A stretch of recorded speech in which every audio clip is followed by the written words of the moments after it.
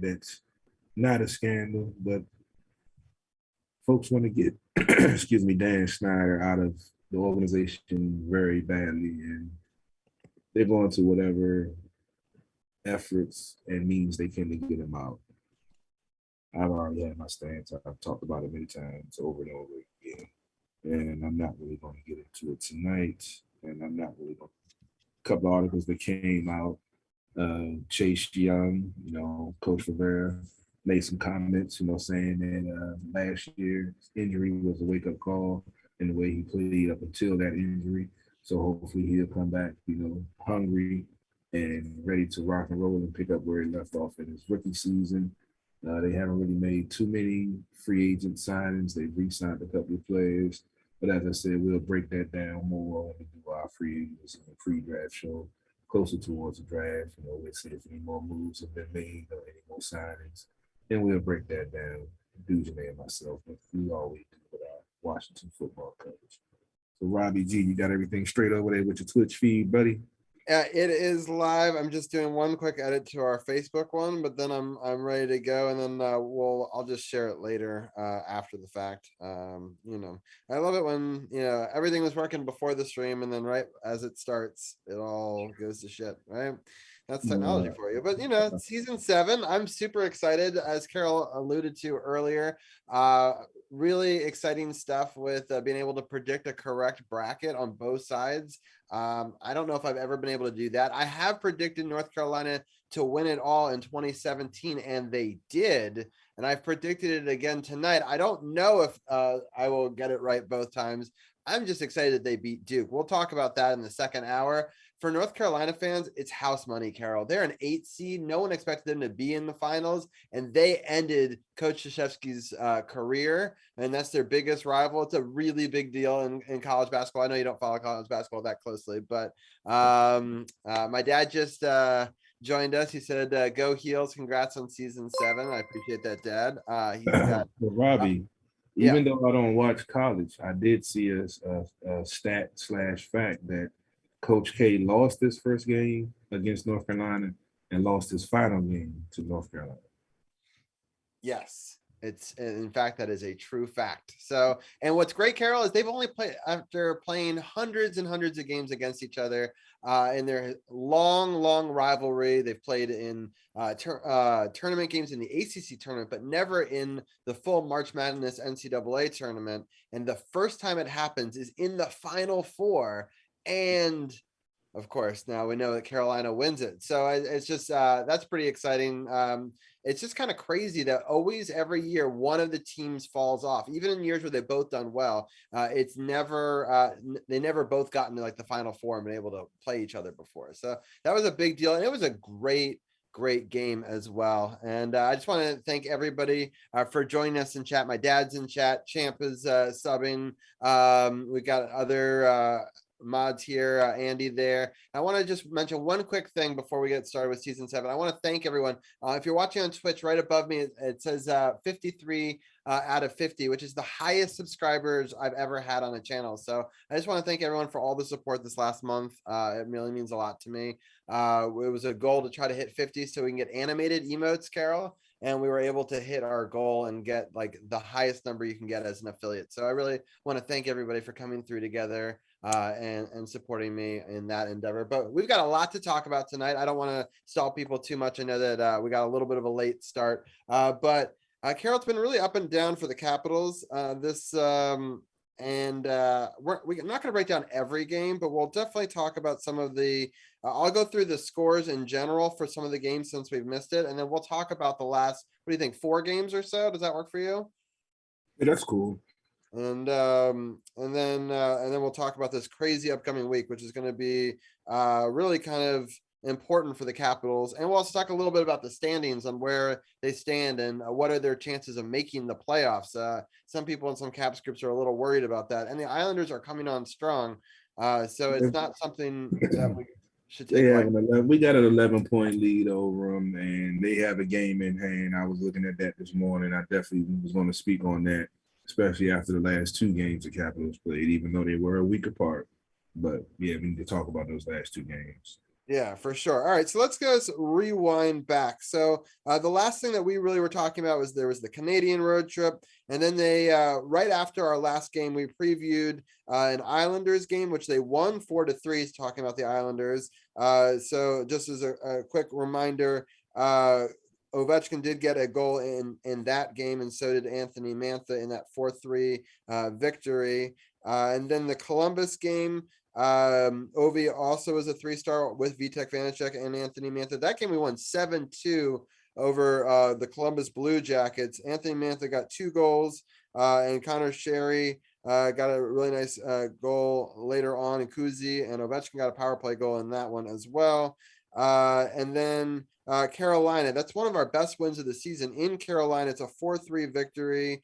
It was won in the shootout, with Ovechkin winning the shootout goal, as well as getting a goal to tie it in the third. They were down 3-2. Kuzi and Carlson also got goals in that really big game. And then the Dallas Stars game, that was a loss at home. Their home record has not been good, Carol. We'll have to talk about that. They are a much better team this season on the road. I think they have 10 more wins on the road than they do at home, which is crazy. So yeah, it's anyway. So the Dallas game we lost 3-2, close game. St. Louis game, the Tuesday, March 22nd. That game we lost 5-2. Kuzi and Tom scored in the first, but it was all Blues after that. Then we go to Buffalo, and this is the first game that we'll break down together, Carol. We'll break down the Buffalo, Jersey, Carolina, and then unfortunately the Wild game. We'll start off with the Buffalo game. Well, Carol, I'll let you say real quickly anything you want to on any of those previous slot of games. Do you want to talk about them or just talk about these 4 games? I mean, like you said, we've seen some inconsistency. I was bragging about Double V the way he was playing. I felt like he was starting to get locked in, being that they gave Samsonov a shot to take over the number 1 spot, and he didn't rise to the occasion. And we saw Double V putting up good numbers, good stats, putting out good performances. But in this last stretch since we've been off the air, I've seen some troubling things from him and from the defensive structure on the team. I know they've been shuffling the lines and trying to get some things worked, and players been coming in and out the lineup.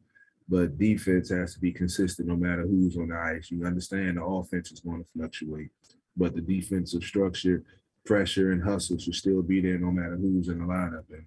And I find it a little disturbing that we haven't seen that on a consistent basis like we saw early in the season when we were, filling holes, putting in the young guys. Now that should be something that's locked in now, but they do have 13 games left in the season, regular season, and hopefully they can get that problem fixed because defense is going to be very key in this playoff run. Yeah, definitely. So I'm just sharing to a couple of different groups. Yeah, it's really been frustrating to see the inconsistency from the Capitals, because I think that they're a pretty good team. I think they're coached by a pretty good coach, actually. He says some questionable things right now.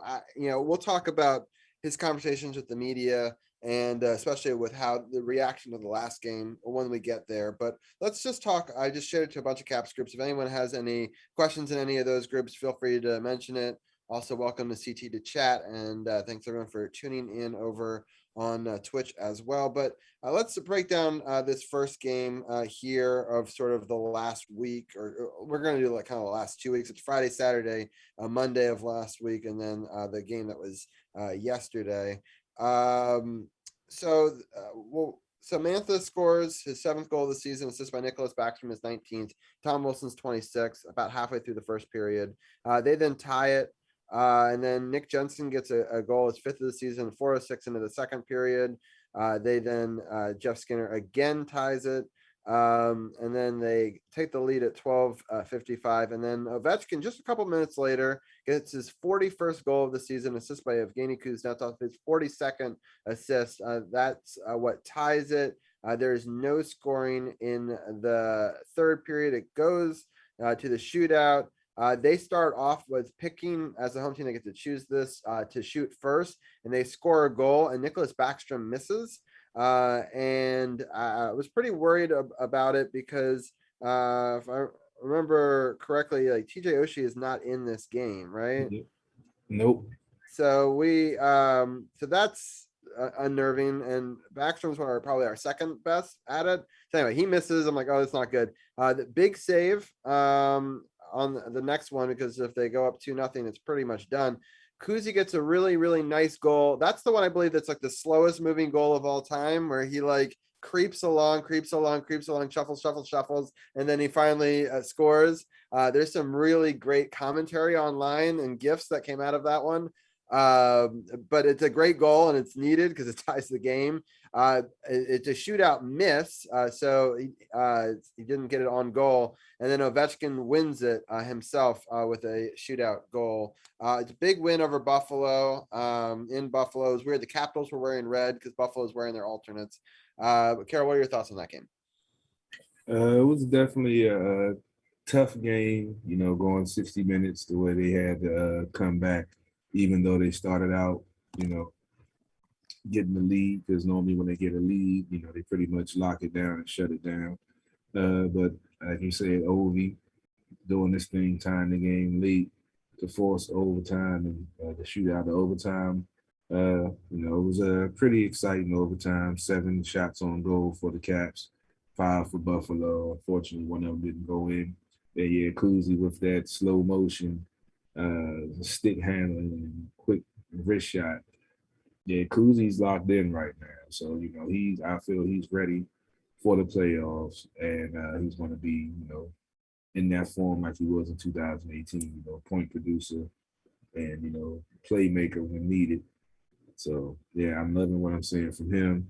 And, what can you say about Ovi? Always upset that he, early in his career with the shootout, he had a low percentage and, never really, did it in a shootout. But, we've seen him improve, maybe working with Kuzi, more stick handler, and, more things. It's harder on the shootout than it is in regular play, fast paced, and it's just one-on-one, you and the goalie. So he's, looked like he's found his groove in his shootout, and for the rest of the regular season, which we, in case we might need it, because, in the playoffs, they don't have shootouts, this is a penalty shot. And, if you get that opportunity, pretty much you want to kill it. But Buffalo's a tough team. They've been playing the Caps tougher and tougher, even though the Caps have still been pretty much dominant over them. But they're getting better and they're playing tougher, and it's, getting harder for the Caps to get these W's. So that just lets them know that they got to make sure they, playing their game, no matter what team you're playing, no matter how many times you beat them. Any night, any team can get you.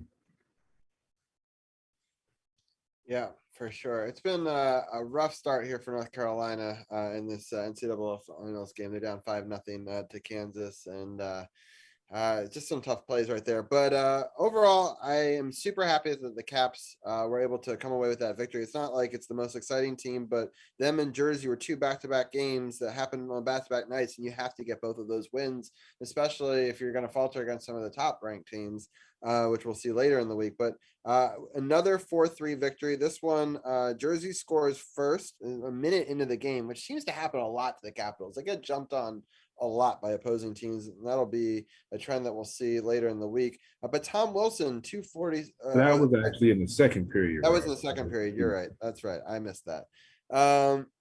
But still, early in the periods, it's still a frustrating concern. You're right. The other one is going to be in the first period. They didn't score in the first.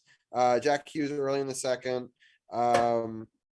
And I feel like I'm trying to remember that first period. I feel like the Devils had the better of the scoring chances, and the Caps are kind of holding on, if I remember correctly. So I think there's a little carryover there. And then so Jack Hughes scores. Tom Wilson ties his 20th of the season, which I think is, people are haters of Tom Wilson, and 20 goals is a lot. Many players in the NHL wish they could. Connor Sherry, 18 assists. John Carlson's 43rd assist. I know some people aren't the biggest John Carlson fans, but he ties the game again. Tom Wilson.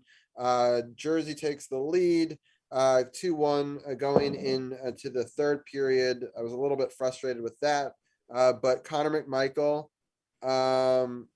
scores his 9th of the season. Justin Schultz 13th, and John Carlson's 44th assist ties the game.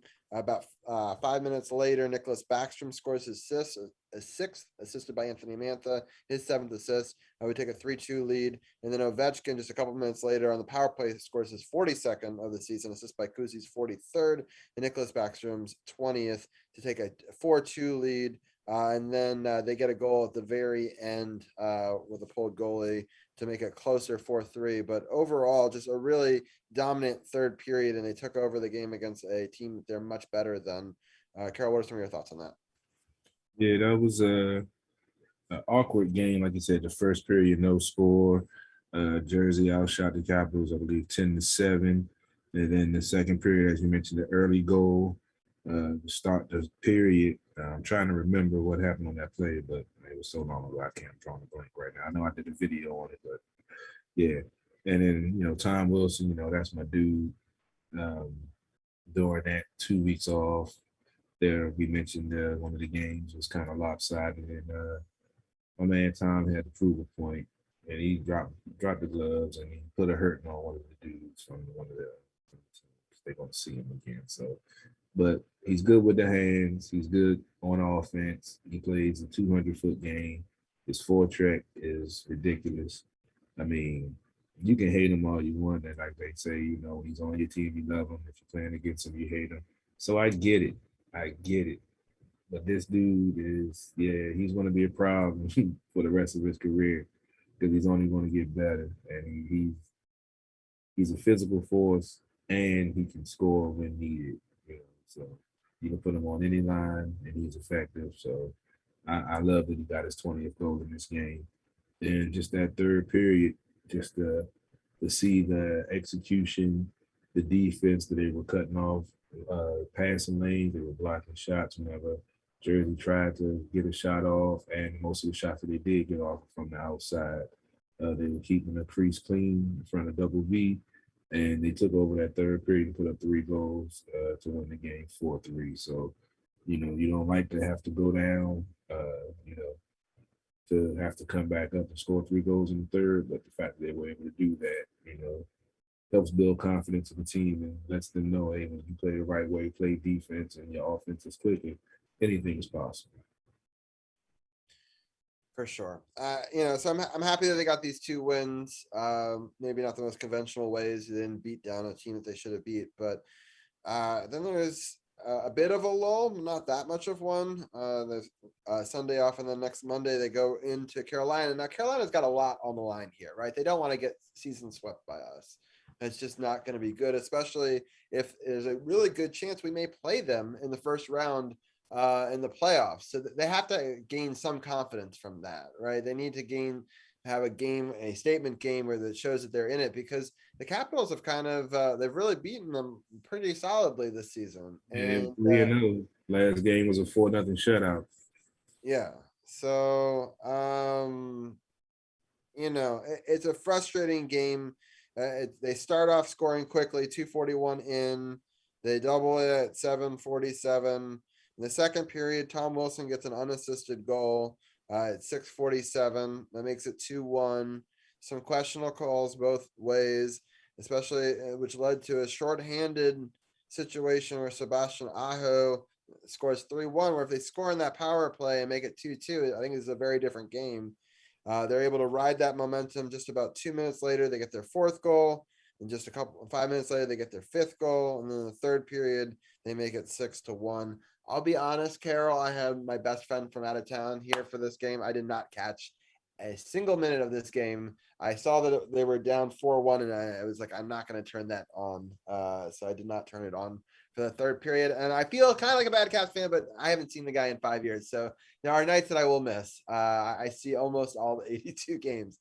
So Carol, I'm going to lean on you for this game and your assessment on that. Yeah, I watched most of this game. I had some other stuff going on, but I had it on watching it. The shorthanded goal, the reason why that situation was so crucial, because there was a situation before the penalty, before the power play, where the puck went down the ice but it was a collision or something that happened between a Caps player and a Carolina player, where they felt that the Carolina player had touched the puck. And because it was so-called icing, even though it was a penalty play, they weren't allowed the Capitals to change. They didn't have a center on the ice because of what was going on. They were changing the time of the so-called penalty, or I mean the so-called icing, and they didn't have a center on the ice. TJ Oshie had to take the draw, and he lost it, and it turned into a goal. Laviolette was visibly heated. The explanation that they gave, he thought was bull. And this is the game that I was speaking of with Tom Wilson in the third period. He laid the hammer down on that so-called tough guy. And I did a video on it. You can check it out on my YouTube channel, Carol Porter the Third with 3 eyes. And, see what Tom did to the dude. Because, like you said, there's possibility it might see Carolina. Right now, it's looking like they're going to be Florida. And Florida's a hell of a home team. Capitals are a hell of a road team. I think the Capitals are 2-1 against them this year. I'm not sure. I got to go back and look. But I would much rather see them play Carolina than see them play Florida, because Florida right now, Florida all season has been playing at a different level. And we've never seen this from a Florida team at all, where they've always had solid goaltending and always played solid defense, but they were never offensively gifted. Now they have offense, defense, and solid goaltending. So they're going to be a tough out in this playoffs because they have the ability to come back. They're one of the teams that's, have one of the most, comeback victories from being down sometimes 2 They were goals. down like I want to say, weren't we like up 3 or 4 goals to them in a game and they came back and then they even beat us in regulation? I want to say yeah, we were up I believe we were up 3 and they came back and won by 1 before regulation. It was like 30 seconds left in the game and they got a late goal. Yeah, and they did it just this past week too. To I want to say it was the Islanders, but the Islanders forced overtime, but then they still lost or something. So yeah, it's they're really good in a lot of ways. I don't know. It's just funny though. I feel like it's one of those situations. I just remember the year that we won the President's Trophy and then Montreal came and shocked us, right? And I feel like it could be a very similar situation where we're a good road team. And if our goalie got hot, I feel like we could still beat Florida.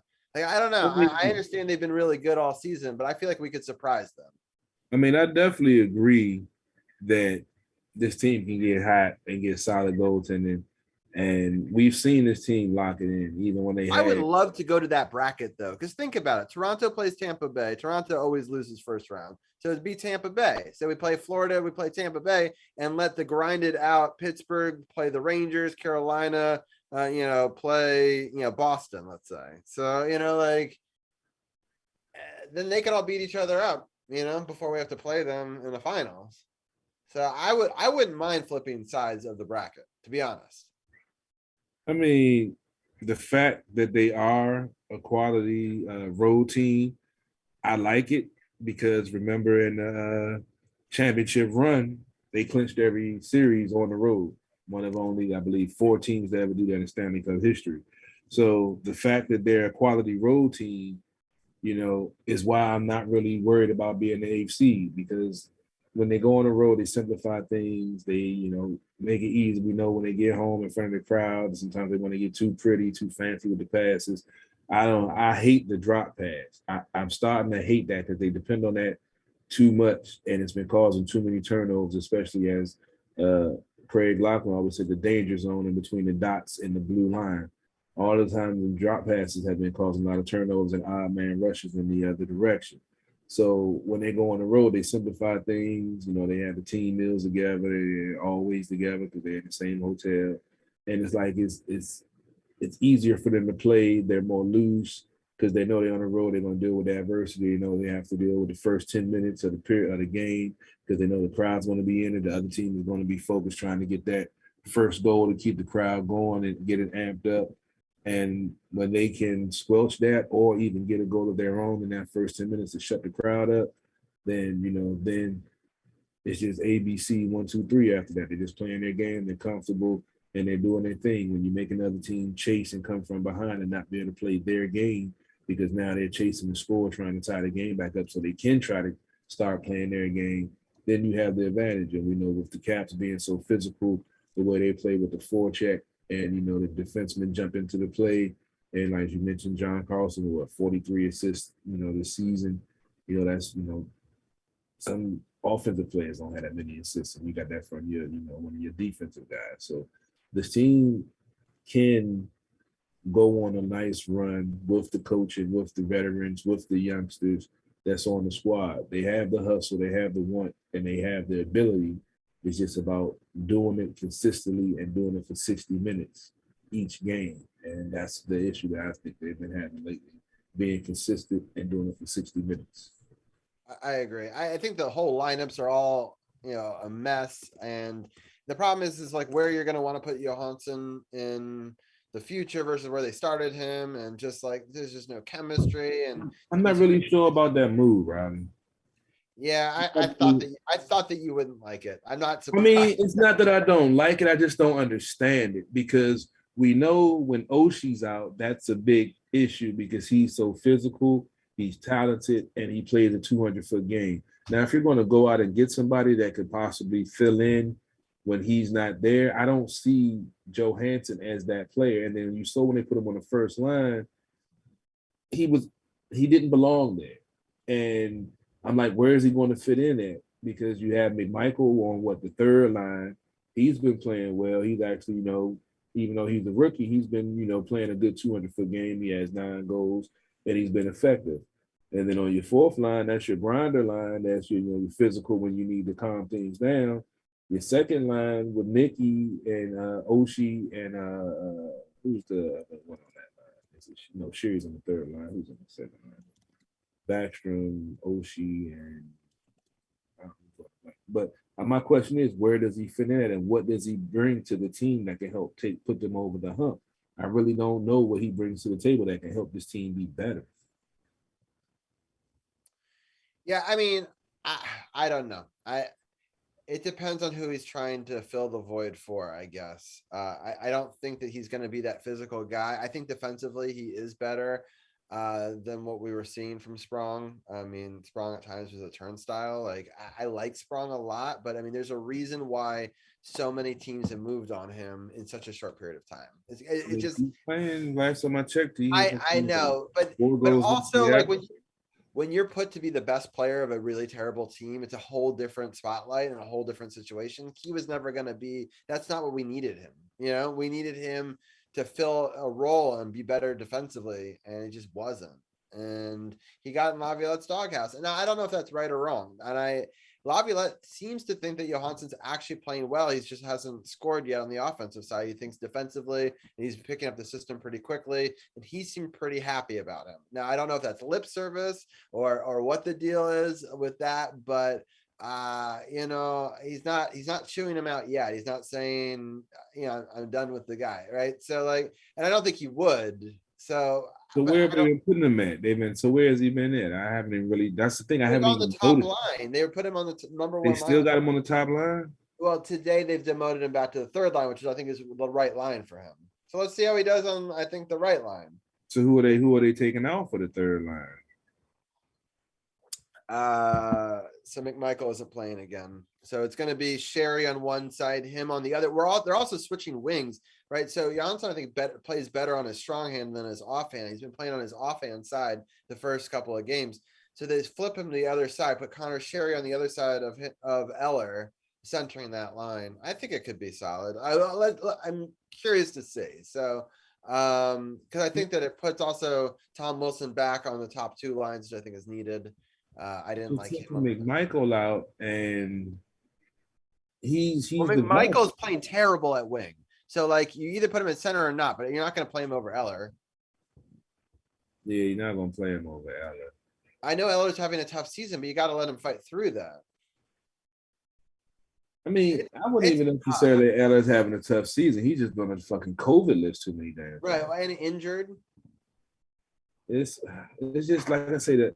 And what's the player that they got that's injured that they got to the trade deadline? I don't even know this guy. Well, no, there was a rookie guy that was playing pretty well as Axel, AJ, Yeah, F. because he has speed, and that's something we can use. Like I say, Mojo isn't the same dude he was when we had him the first time. He doesn't have that speed, and it seems sometimes he doesn't even have that same skill that he had before when he was here.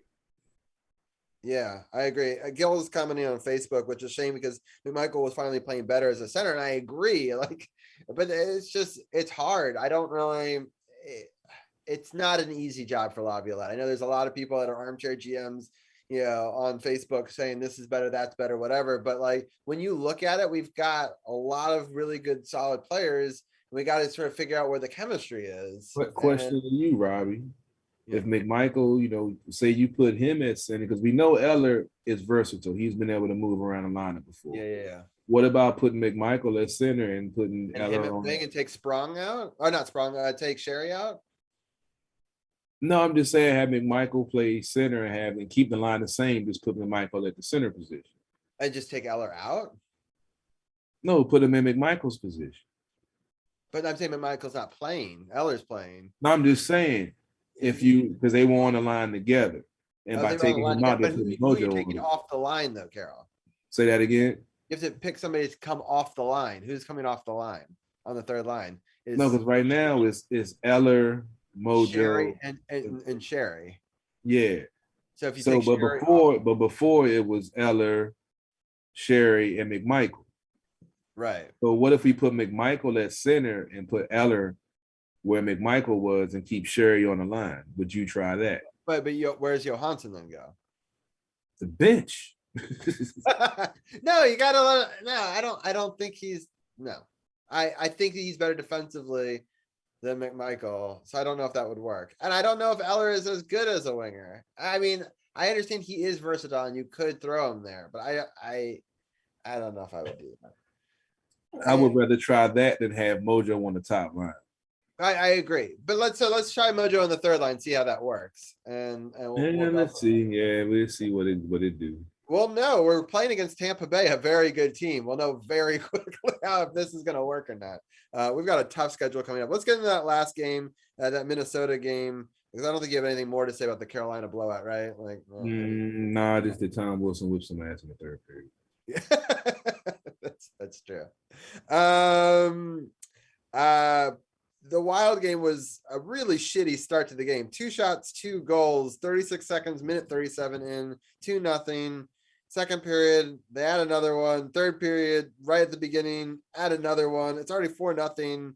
Just the beginning of the third, I couldn't even turn it on at that point. Like, again, it's one of those situations where, like, if it's close in the second, I'm going to turn it on. But after putting my son to sleep, it's hard to get motivated if we're getting our ass kicked already by like the time I turned it on. I'm like, I don't know.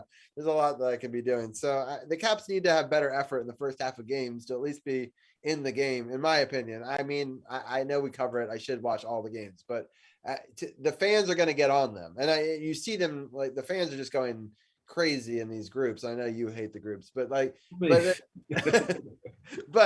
at the same time, like, I mean, some groups are fine, but like everyone's pointing fingers, who's the issue? Is it Sammy? Then Vitek had some bad games, I mean, this game, like we said, it was a week in between games. So that's already, especially when you're playing a team like the Wild. The Wild are an aggressive defensive team, and they pounce on you. They have aggressive forecheck. They believe in taking time and space away.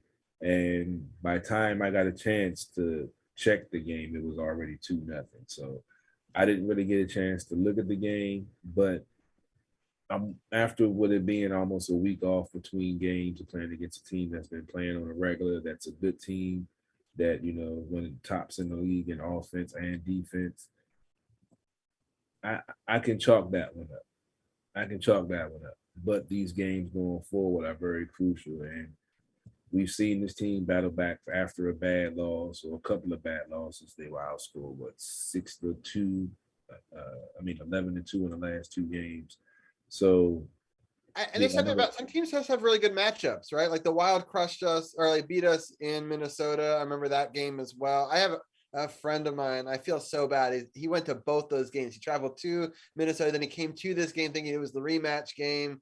And he did get a puck signed by Tom Wilson today. So I'm sure that he's having a good day, even if last night was a shitty night to experience in person. But yeah, just a terrible loss. And let's just move in. I know it's already 9:45. Let's just talk about this upcoming schedule real quick. Tampa Bay on Wednesday, April 6th, the 7:30 game. That game is on TNT. I just wanted to point that out. So it's a nationally televised game, big time game. Saturday at Pittsburgh, it's a 3:00 game. That game is on ABC. So another nationally televised game. And I hate day games, and I hate them on the weekend, and I hate them against Pittsburgh. It's everything I hate in the game. And then they have to play the next day. Boston, we get to play them in Washington, but a 1:30 game. So it's not even 24 hours later, Carol. And that game is also on TNT. Yeah. So the 3 national televised games, and we are not looking great going into them. So I just want to get your thoughts on those upcoming matchups that we'll be breaking down next week.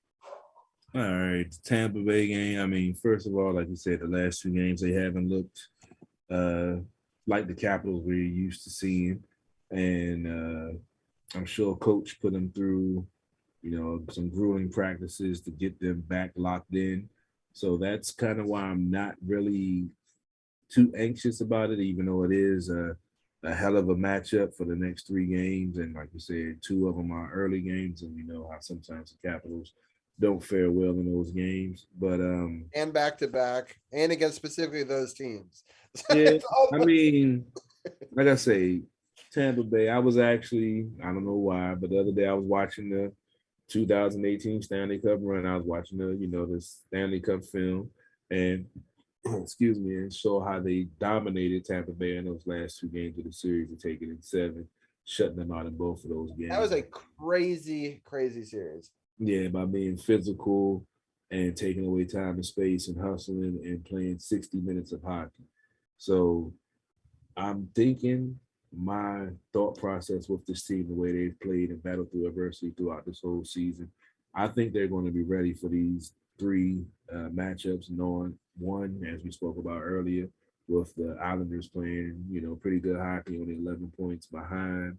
They know they have to, put it together because it's not locked in that they're in the 8th seed, but they still got some hockey to go before they can lock in that 8th seed. So I feel against Tampa, Tampa's a good team, but this team has beat Tampa earlier this year and beat them impressively. So they have beaten all of these teams impressively this year just by playing Capitals hockey and doing it for 60 minutes. So I'm not saying they're going 3-0, but it's definitely these 3 games are going to be a great indicator going into this final stretch and going into the playoffs if and when they lock in the 8th spot. And as I mentioned, going against Florida and Carolina, 2 of the top teams in the East and have been for the whole season. So we saw in 18, they were top seed. They had the home ice advantage in the first series, lost the first 2 at home, and then won 4 straight on it, to win the series. So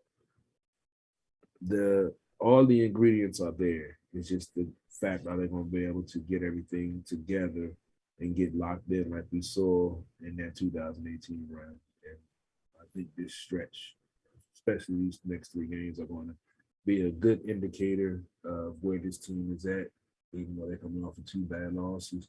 And referencing those Caps groups, Robbie, I don't understand how they're so rabid. I mean, they won in 2018. Now, I understand the Washington Commanders fans being upset they haven't even, sniffed the NFC Championship game since 1992. So I understand them being rabid and being upset at every little thing that comes out. But I just don't get the Caps fans, I understand they've been good for a long time and never won it all. And they finally won it all. And it's been only 4 years since they won the Cup.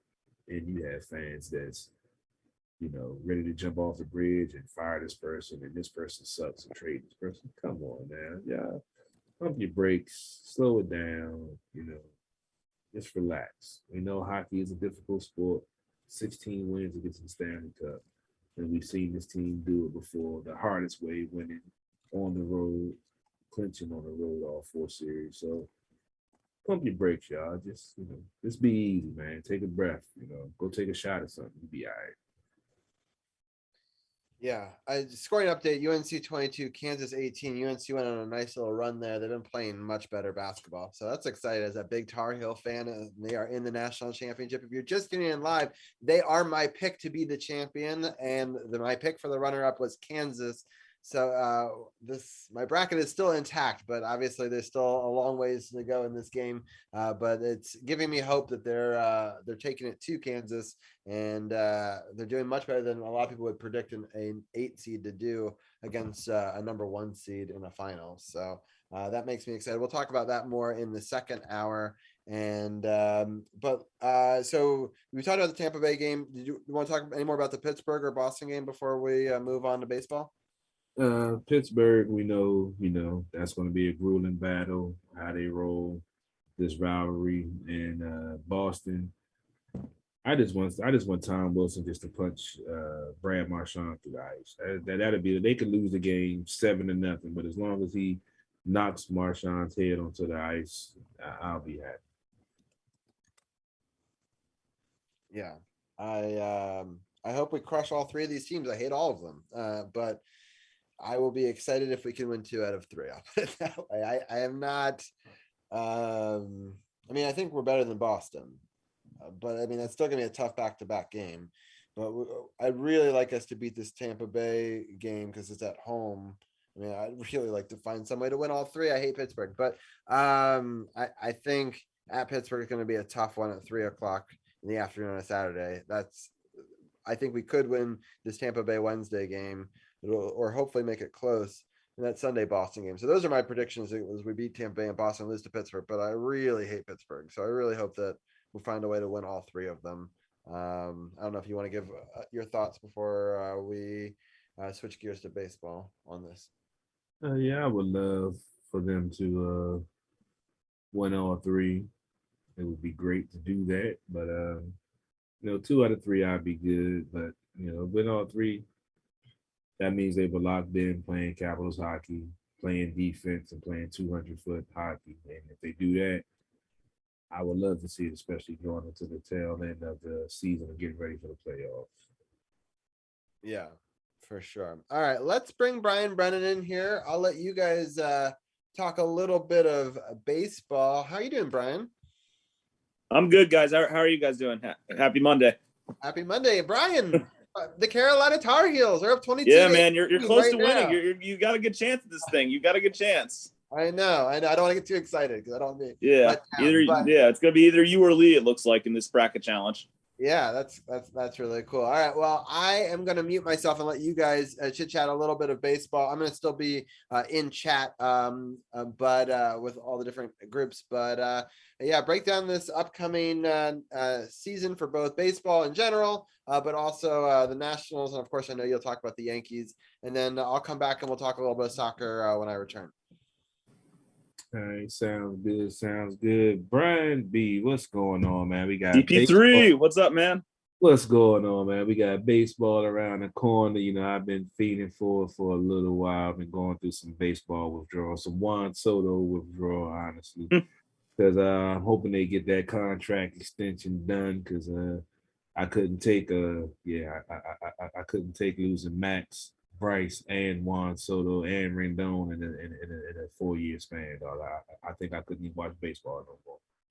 Yeah, I don't blame you for that, especially Soto. If they lose Soto, I mean, that would be devastating. After all the guys you mentioned they've lost over the previous years, to lose, I mean, not arguably the best player of that group would be devastating. So I'm personally hoping Soto sticks around. I think the Nats are going to have a good season or 2 to really convince him to sign the contract. But yeah, I hope they sticks around too, man.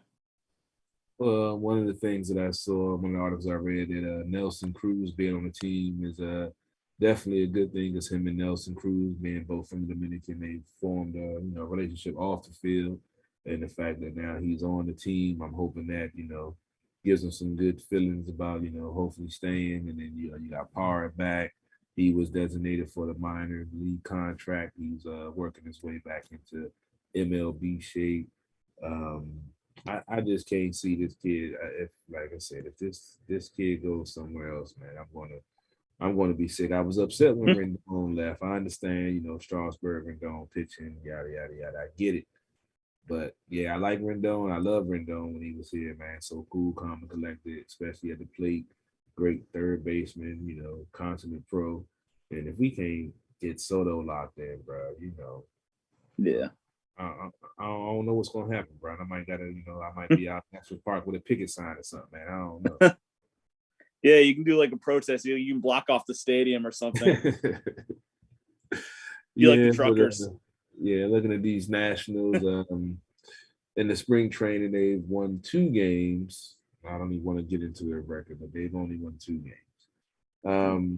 I'm trying to find the updated roster with some of the guys that they sent down and that are locked in for the roster spot. I know they reassigned Trace Barrera, who was one of the pieces of the Max Scherzer trade. He's had a decent spring training. They like what they see at the plate. They like what they see behind the plate. And they think that he's definitely going to be a catcher of the future. Riley Adams looked like he's made the team. Kyber Ruiz had a good game in the last game they just won. He had a 4-hit game also with the home run. Strasburg still having some issues with the neck. I heard that he's possibly going back to the windup. If you recall, maybe 4 years ago, he took the stretch out of his pitching motion, no matter if it was a runner on base or not. And it seemed to help him stay healthy for a stretch because with his awkward delivery and him being, so lanky and tall, that they said that he would have issues with his throw motion. That's why he went from, throwing from the stretch to not throwing from the stretch. Now they're incorporating it back into his mechanics to see if that can help alleviate some of the issues in his neck and his throwing elbow, which, he had Tommy Johns on. Josiah Gray, he had an up and down start the other day. He's, you see the potential there, but he's still young.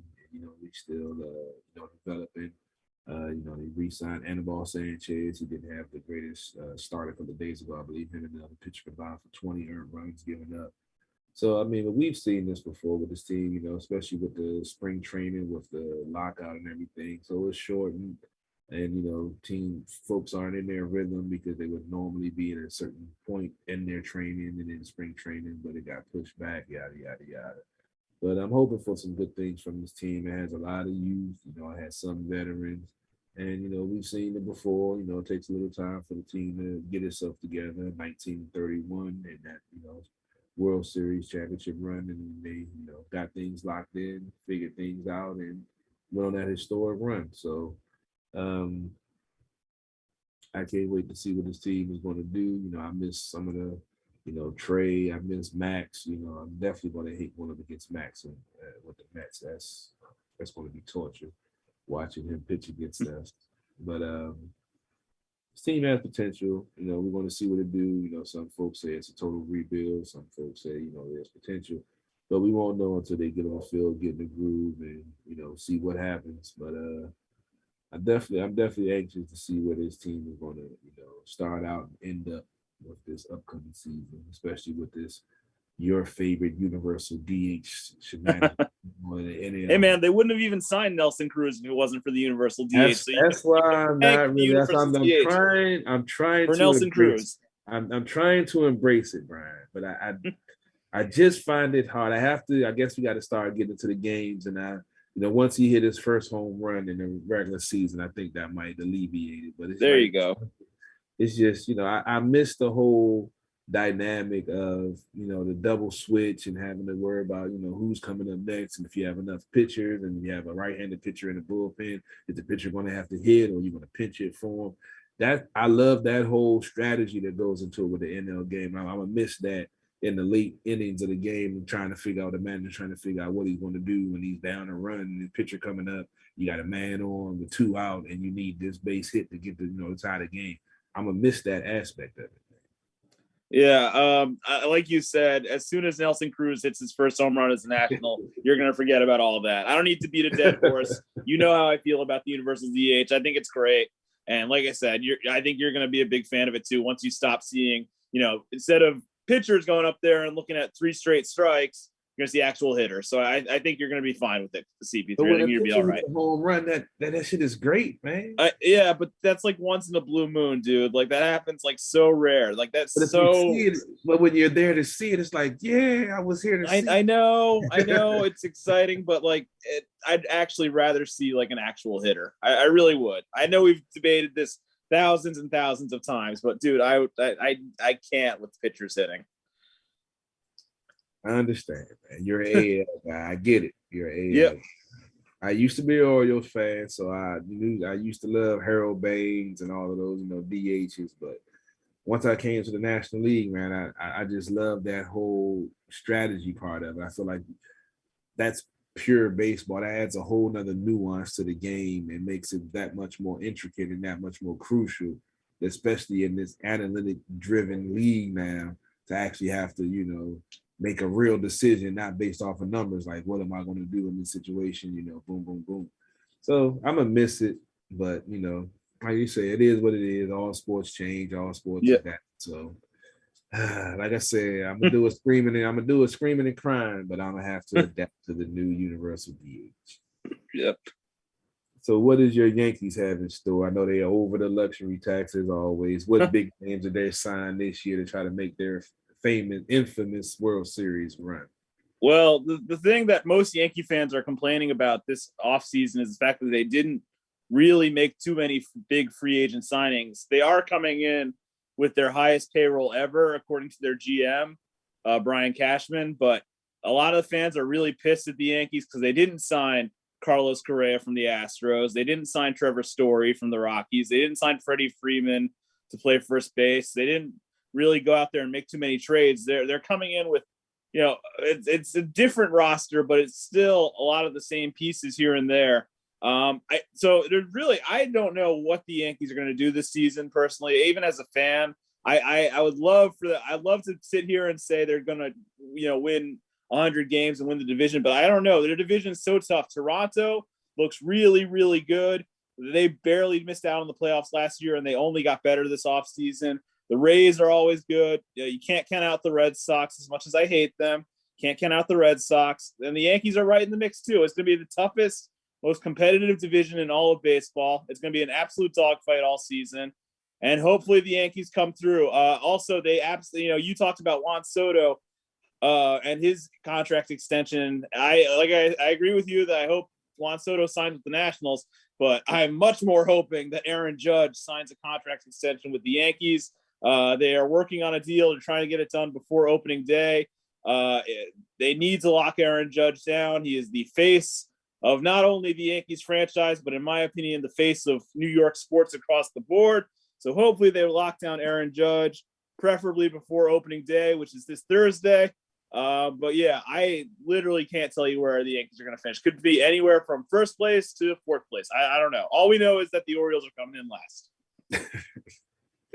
Yeah, I actually saw someone, I'm not sure who wrote an article that said that the odds of the Orioles winning the World Series, like it's going to be a long summer for Baltimore fans. Yeah, sorry, Tim. Sorry. It's going to be a long summer in Baltimore.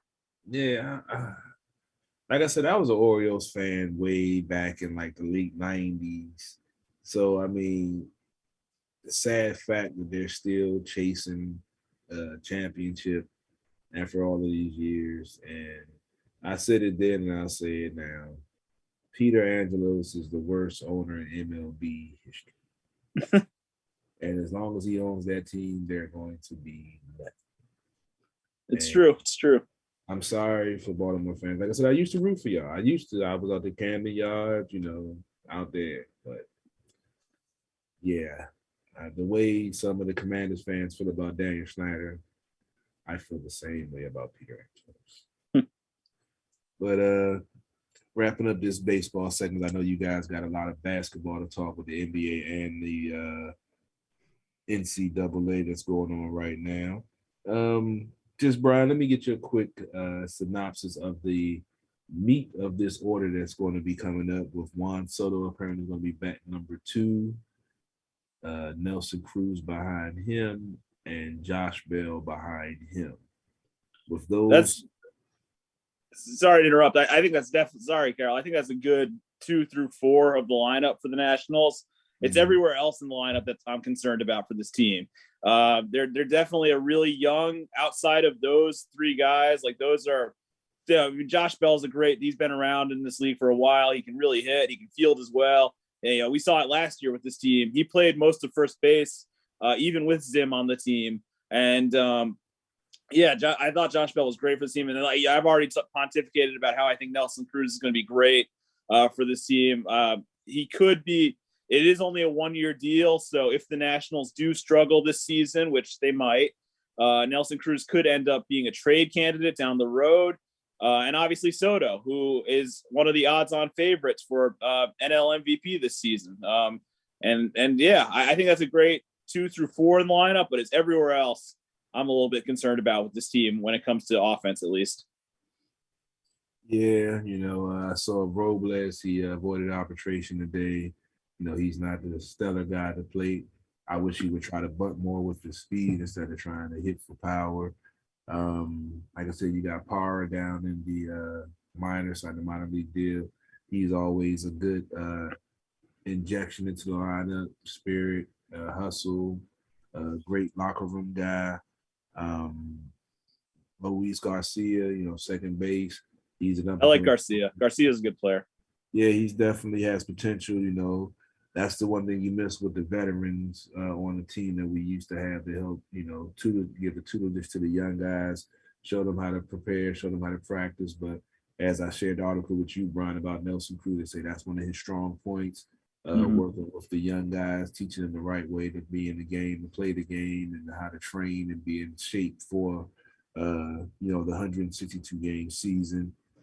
Andrew Stevenson, I saw that they optioned him down. He's been one of the better pinch hitters for the team.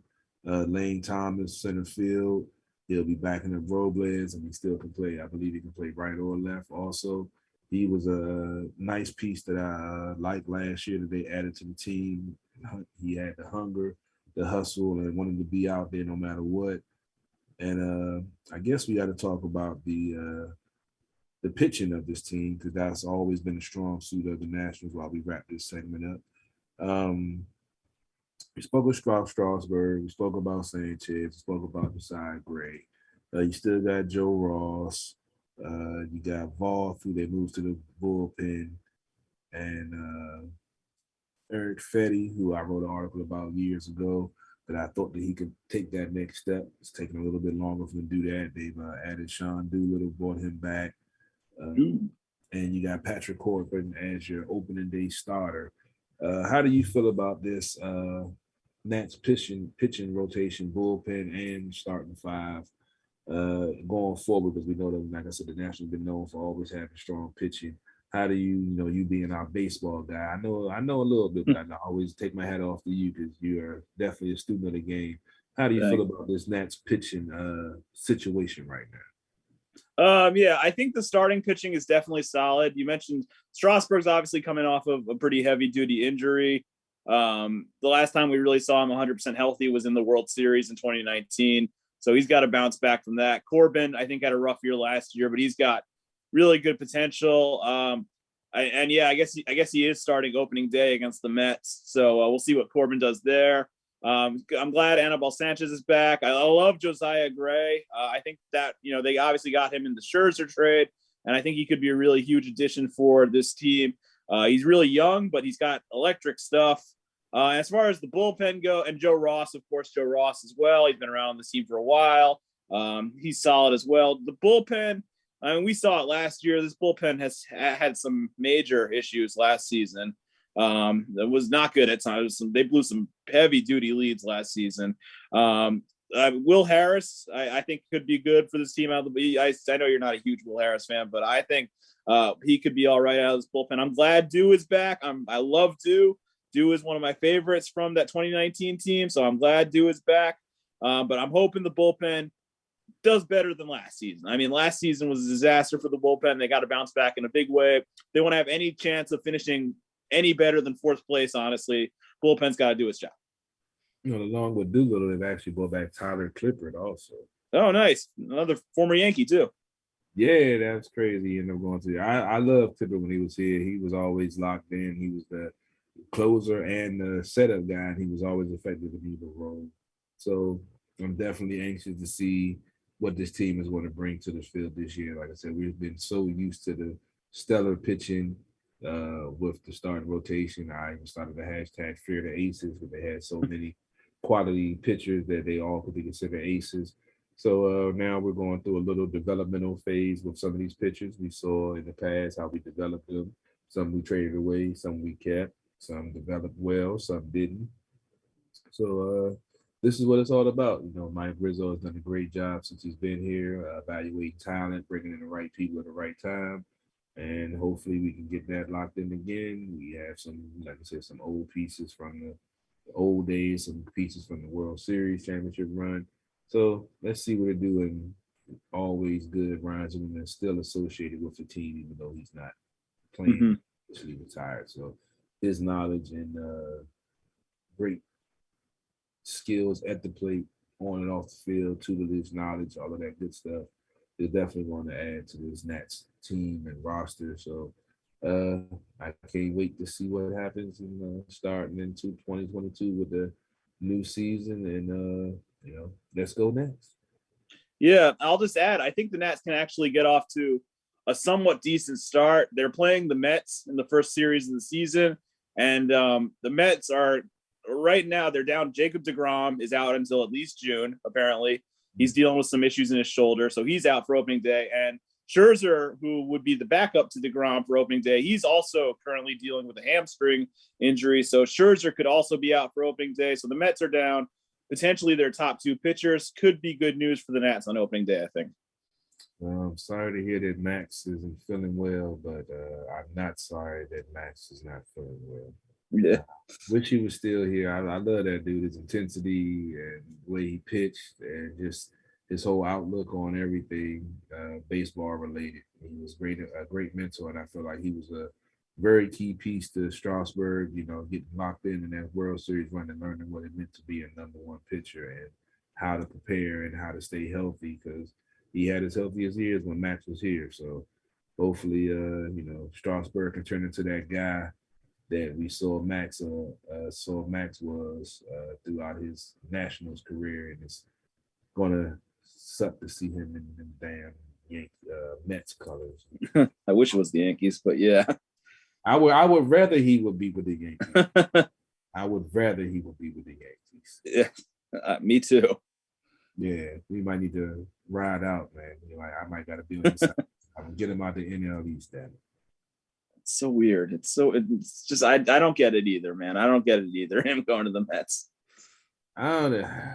Like I said, I don't like it one bit. He was my favorite pitcher. He was like top 3 all-time favorite Nationals pitchers for me, right? Like, I mean, it's so and to see him on the Mets too, of all teams, the Mets beat all 4 teams, Carol. All 4 teams in the division. One person in person saw it. Like, he's got so many great wins that I've gotten to see. Like, so many of my favorite wins. It's just so hard to see him on that team. Yeah, I know, man.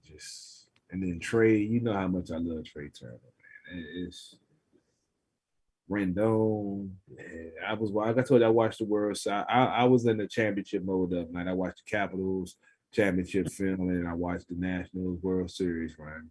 And yeah, I miss those dudes, man. I miss them. Yeah, for sure. Real quickly, I just want to give a quick scoring update. North Carolina is beating Kansas 38-23. They're on an over 4.5 minute scoring drought, Kansas is. And North Carolina has taken a huge run here. And I mean, that's just a heat check at this point, but wow. But anyway, up 38-23 with 1 minute left in this first half. We'll get Tim's perspective of that in just a minute. Yeah, it's been a very, very exciting game if you're a North Carolina Tar Heel fan, which I am. But I've loved your guys' baseball talk. I'm excited for the Nats to start next week, and it's always an exciting thing for us because we always try to start our season, season 7 with the start of the baseball season. We always try to tie it together, and so it's kind of fun that it's another season to get the catch of them. And I'm just so excited that I have this banner back here, right? Because when we started this didn't exist. I didn't think they would win in 2019, and so I'm super excited to see if they can somehow find a way to return to glory. I know that on paper they don't look like an amazing team this year, but in 2019 they were not expected to do what they were able to do. So you just never know. Teams just come together sometimes. So I'm hoping for good things. But Brian, I wanted to switch gears for 1 second, and so while we had Carol on the line, because I think it's important, can you give a U.S. men's soccer update? Because they clinched being able to get into the group play, and just talk about that real quickly and the group that we got into, just because I want people to know. I think it's important because U.S. soccer didn't make it last time. Yeah. We did officially clinch our spot in the World Cup in Qatar. The World Cup is being played this November. We went through a grueling qualifying stage. It was pretty rough, but we did eventually get through, along with Canada and Mexico, to get to the World Cup in 2022. So we were drawn into Group B at the World Cup. The draw was last Friday. We are playing England, Iran, and the winner of a playoff between Scotland, Wales, and Ukraine. Obviously, with Ukraine being involved, they can't really play that right now for obvious reasons. So they're waiting on that. Once that's played, we'll know who the 4th team in our group is. But it's really exciting. Obviously, I'm a huge fan of the U.S. men's national team. And I just love these guys, man. Like, I love this team. I encourage everybody to start getting to know these guys ahead of the World Cup. It's going to be a lot of fun. I'm really excited. I think we can definitely get out of that group. I know England likes to talk a lot of smack, and they have been talking a lot of smack since the draw happened, but we can beat England. I mean, I have confidence in these guys. I think they have all the potential in the world, led by Christian Pulisic, Tyler Adams, Weston McKennie. These guys are ballers. I love them. And I really like our chances. So if I'm just, my message before I sign off for the night is I encourage everybody to, get to know the U.S. men's national team a little bit. You have a few months here before the World Cup starts in November. It's a winter World Cup this year because of the insane heat in Qatar. And I just encourage everybody to get to know these guys. They're a great team. I'm a huge fan, and I think we can definitely make some noise in this World Cup with the way our draw came out. Yeah. One last question I had for you was just about how DC United is doing. I know they lost to Atlanta United. Yeah. In the game. My cousin actually came from out of town. He was playing in a local exhibition match, and then watched that game. It's the Battle of the Uniteds. They lost at 1-0. They also lost to Toronto 2-1 on March 19th, and the Chicago Fire 2-0 on March 12th. What are your thoughts so far on a 2-0-3 season for the DC United? Yeah, it looked like they were going to get off to a pretty good start. They won their first 2 games of the season, but ever since then, it's all been downhill. They get shut out by a Chicago team that actually hasn't lost a game yet in MLS this season. And then they go to Toronto, a place that's always tough to play, and they lose that game 2-1. And then the game against Atlanta, just a tough 1-0 loss against a good Atlanta United team. I mean, these streaks happen in MLS. It's one of the most up and down leagues in the entire world, really, when it comes to soccer. So I still think they could still make some noise. I don't think they're the greatest team in the world by any means, but I still think they could make some noise. I'm trying to pull up the schedule now to see who they have next. The next game is Saturday, April 16th against Austin FC. Okay, Austin's an all right team. They're a recent expansion team. They're right now, they would be in the playoffs. There's still, like I said, still a lot of season to go. And it looks like, I guess DC United has this week off because they're not playing this weekend. But we'll see what that Austin game. That should be a good test for DCU. Yeah. So I just wanted to give a little, since we're talking soccer, talk Yep. about United as well. But Brian, thank you for joining us. And I just wanted to say Carolina got a buzzer beater to go up. I believe it was up 15 points. Correct, It was yeah. So 15-point game. yeah, so they just broke 40 points and they're up 15 at halftime. So I'm hoping I hold on, Brian. Yeah, man, you're Did we close. what's the prize? Was it ever decided?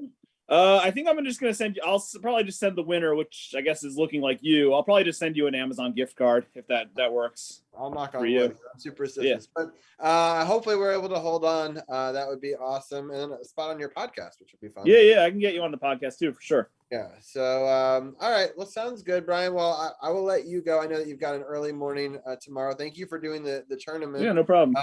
And breaking down soccer and baseball with us, and we'll talk to you soon. Yeah, have a good night, guys. Talk to you later. All right, Brian, take it easy, See man. ya. All right, Carol. Well, I will let you say whatever that you wanted to say towards the end of your show, and then I can then bring Arun and Champ and Tim on here, and we can talk about this college basketball game and the tournament, but also break down the last couple of weeks for the Wizards as well. All right. Well, as always, we appreciate you guys tuning in. Like I said, Robbie's Twitch feed blowing up, all the things he got going on over there. Appreciate it as always. You can check out the YouTube channel on his channel or my channel, Carol for the Third with 3 eyes. Check out the website, SportsOTHP.com. Robbie updated with the new season 7 banner, graphics, and all of that good stuff. Got the podcast partners, bios, and all that. Make sure you check that out. And if you're in the market for a new or used vehicle, make sure you hit me up. I'm down at Waldorf Honda, 2450 Crane Highway. New, used, pre-owned, certified, leases, good credit, bad credit, no credit. So I'm holler at me, give me a chance to earn your business. I guarantee we can make it happen for you. Robbie, I'll let you take care of the basketball segment of the show. I'm about to get out of here. And as always, DC sports without the politics. It's not just a catchphrase. It's not just a motto. It's what we do. Y'all have a great rest of the show, and I'm out. All right, thank you, Carol. I appreciate it. So, we'll bring in a Champ here, and I think there we go. And then we'll also bring in. Let's see if this works. Yep, there we go. And we can bring in Arun as well, and we can talk a little bit of college, a little bit of professional, go back and forth a little bit because it is the championship night. So that's not rare merch. They took it off the store, so it's like now collector's edition. All right, well, that's kind of cool. I'll keep it. Yeah, safe. So I might bring it back if anyone likes the Mantha Ray shirt. I could always make a second version of it. But it was kind of funny. I was checking it the other day. I was like, oh shit, that shit is not even on the store anymore. So you can also, if you do like this one, the burgundy and gold one, that one is on the store, which I like because you can be a Commanders one. It could be a Washington football team. It could be a Redskins. Doesn't matter. It's just burgundy and gold and our logo. So it's a little bit evergreen. Champ, I had so much fun checking out your stream last night. It seemed like a really awesome WrestleMania. How are you doing tonight? I'm good. I actually have my Undertaker figure sitting right here in honor of him going into the Hall of Fame this past weekend. He had one of the best Hall of Fame induction speeches I've ever heard. Even if you're not a wrestling fan, if you want to hear such a great inspirational speech, I would highly recommend going and finding that speech. I think it'll motivate you in your life just listening to it. Just my opinion. Yeah. That's awesome. I'm a huge Undertaker fan. I'll definitely have to go check that out. And I grew up, he was one of my favorites, and just his iconic run in WrestleMania, I think, is one of the coolest things that people will always talk about in sports, right? I mean, it's just whether or not you know anything about wrestling, you know who the Undertaker is. I mean, maybe some people don't, but I mean, I would say anybody that lived in the 90s and like watched any sort of TV, he was just such a iconic figure and a big part of my childhood for sure. So that's awesome that they retired him to the Hall as he should be. So I just wanted to talk. We talked briefly about it before, but UNC just went on a huge run. So it was I believe it was 25-22 game with about 5 minutes left, and UNC runs it all the way up to 40-25. So it becomes this huge run, which I know in NBA there's a lot bigger runs than what we just saw there, but in college we saw a similar run that UNC went on against Duke in their Duke game that sort of deflated them. Now they've got an entire halftime to get adjustments. I expect Kansas to come out on fire. I expect this to be a very close game down the stretch, but you want to take a lead like that in the halftime for sure, versus it being a close game. Or I would have, if someone guessed, I would have thought UNC would be down at halftime. So I'm going to bring in Arun real quick. Arun, what are your thoughts on the first half so far? Yeah, Kansas actually, I think they took an early lead, and then North Carolina got back into it, weirdly enough, after Hubert Davis's interview, where it looks like he lost his voice and sounded like a WWE wrestler. People were saying they sounded like Hulk Hogan. But yeah, Kansas has been dominated over that stretch. They didn't score a field goal, I think, for like 5 minutes. And yeah, it was at least 4.5 minutes. Yeah, I was watching the counter. I was like, that's crazy. And I love that you say that, because I, of course, haven't muted because I don't want any copyright strikes or whatever on this. But watching him, he kind of looked like a wrestling character trying to psych up his team. So I could only imagine how it must have sounded. But yeah, huge run, huge motivating factor. It's so interesting to watch him get interviewed, because he was for so long such an iconic person, sort of in the media, talking about it, and then being an assistant coach and then working his way up. I mean, for this to be his first season as the UNC coach, where at the beginning of the season they had this horrible loss to Duke at home, and people were like questioning it, and then suddenly like there's this huge resurgence, and it's all because of that Duke game. They gained so much momentum, even though they didn't do great in the tournament. I felt like that's why I picked them in this, because I said if some team can go into Duke and spoil the biggest moment up until that moment, Coach K's season, and then to go from that to then do it on the biggest stage was pretty crazy. But we'll get into March Madness talk towards the end. But I just wanted to give a little bit of assessment. And Tim, what are your thoughts? I'm gonna move your camera just a little bit of that first half. Yeah, it's just crazy that North Carolina got down 7-0 and I think 9-2 and had such a big run at the end. Both teams really shot poorly the whole half, but North Carolina picked it up at the end of the first half, and they just played with a lot of energy, and you can tell they were a little, had some jitters in the first couple of minutes, but once they got through it and really weren't down by a lot, they took the first Kansas punch. They were able to dominate most of the first half, so it's looking really good for them, and Kansas just looks out of sorts. They've missed a lot of layups, just in transition, some shots that they should have hit. So I think they're just not very comfortable in their offense at all right now. Yeah, for sure.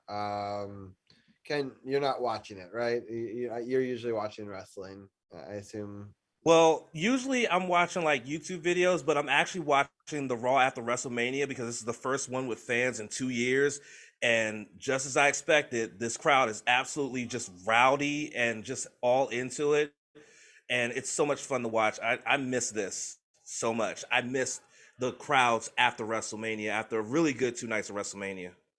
Nice. That's awesome. All right, but we'll break in with more scoring updates as the second half goes. But while we're at halftime, it's a perfect time for us to break down the Wizards. I'm not going to spend the time to pull up all the stats of all of the games. I'm going to go through most of them just in general terms. And then after each set of games, I'll get you guys to get a take on that set of games, and we'll work our way through the schedule. And then we'll talk about this upcoming week. They've already been knocked out of the playoffs, so there's not a lot to talk about from that perspective. I mean, there is a question, I guess, of like how far down do you take the tanking? But we can get to that talk at the end, I guess. So if we rewind all the way back, we were watching a live 126-112 loss at Golden State for our 6-year anniversary show. which was a bummer. I'm not going to rehash that one. We unfortunately then lost on Wednesday, March 16th to Denver, 127 to 109. We lost on Friday at New York, 197. That was a really close game. And then we were able to beat the Lakers in Washington, 127 to 119 on Saturday, March 19th. So Denver, Knicks, Lakers. I'll let each one of you guys pick a game that you want to talk about real quick, and then we'll move on. Champ, I'll start with you. Is there anything you want to talk about, either the Denver, New York, or Lakers game? I'll talk about the Knicks loss. I know Brian's not here. He has an early night, but I mean, Randall and Barrett absolutely carried this Knicks team to be able to hold off the Wizards at home. Very tough loss for this team. Kyle Kuzma had 18 points on this one, but unfortunately, again, like scoring wise, offensively, just really wasn't there enough. And once again, as has been the narrative for this team this season, the third quarter seems to be the turning point for this team. They were outscored only by 2, but as you notice, they lost by 3. So it made a big difference in terms of the final score. So unfortunately, again, they were in a stretch where they needed to win as many of these games as possible. And unfortunately, they weren't able to win one like this one where they needed to win. And it's very unfortunate that they lost in such a dramatic fashion like they did. My dad is making a good point in Twitch chat that it's a game of 2 halves and Kansas will be strong in the second half. So it's too early to celebrate yet, which I agree. I think Kansas is very good in the second half. And I'm definitely not celebrating, but I definitely would rather be in this place than the closer game that I had expected at half, for sure. Yeah, my dad says the Carolina game is crazy. I'm very worried about the second half. Yes, I am worried as well. All right. Arun, pick a game between those three. The Denver, or I'll let you pick between Denver and the Lakers. We'll just start making. I'll talk about the Lakers game. LeBron passed Karl Malone in scoring, but the Lakers had a fourth quarter collapse where they're outscored by 14 points. Porzingis had 16 of his 27 points. And right now, the Wizards, even though they're not going to make the playoffs, they actually have a better record than the Lakers, given that they have one less loss, which is, if you said that before the season, you would think that the Wizards were competing for a championship, but the Lakers haven't been eliminated from the playoffs yet. And Russell Westbrook has been a disaster for the Lakers. He did have a good game against the Wizards, but somebody pointed out that it's the same building where Ovechkin passed Jaromir Jagr for third in all-time scoring. So it's pretty funny that LeBron has passed Karl Malone, who's the number 2 all-time scorer. So some interesting history in the Capital One Center or Capital One Arena. And a bad win for Washington for tanking, but it's pretty funny that they won given that they had that Russell Westbrook trade. Yeah, for sure. All right. So this last game, this Nuggets game, Tim, I mean, it's a situation where it was an awful first half, and Joker went off. I think it says 29 points here. So it was kind of just a game of where they shot themselves in the foot early, right? Yeah, I mean, they were down 21 at half, so this was over very early. Shout out to Denny for being the leading scorer, almost scoring 20 points, but they just got basically punked in the first half and were never in this game. Denver had really balanced scoring, and they're a really good team this year, so the Wizards just couldn't really match up. But this was a good game for the tanking crew because the Wizards, were never in it. So, you can tell they just didn't really want to be there this night, and they got kind of embarrassed. And the second half was better, but it's just sort of window dressing. Yeah, for sure. All right, let's break down the next set of 3 games. So at Houston on Monday, March 21st. This is a bad loss in my mind because Houston's trying to tank so bad. We lost that game 115-97. Then on Thursday, a couple days later, March 24th, at Milwaukee. Milwaukee's a tough out, so that's not a surprising loss. 114-102. And then on Friday at Detroit, a game that they kind of have to win at that point. They won that game 100-97. So I'll start off with Champ again. Which game do you want to break down? I want to break down the Rockets game because it's crazy to me that with this game they lost by so much, but their biggest lead in this game was 23. So it wasn't like they trailed the entire game. They had a big lead in this game, yet the final result was they lost 115-97.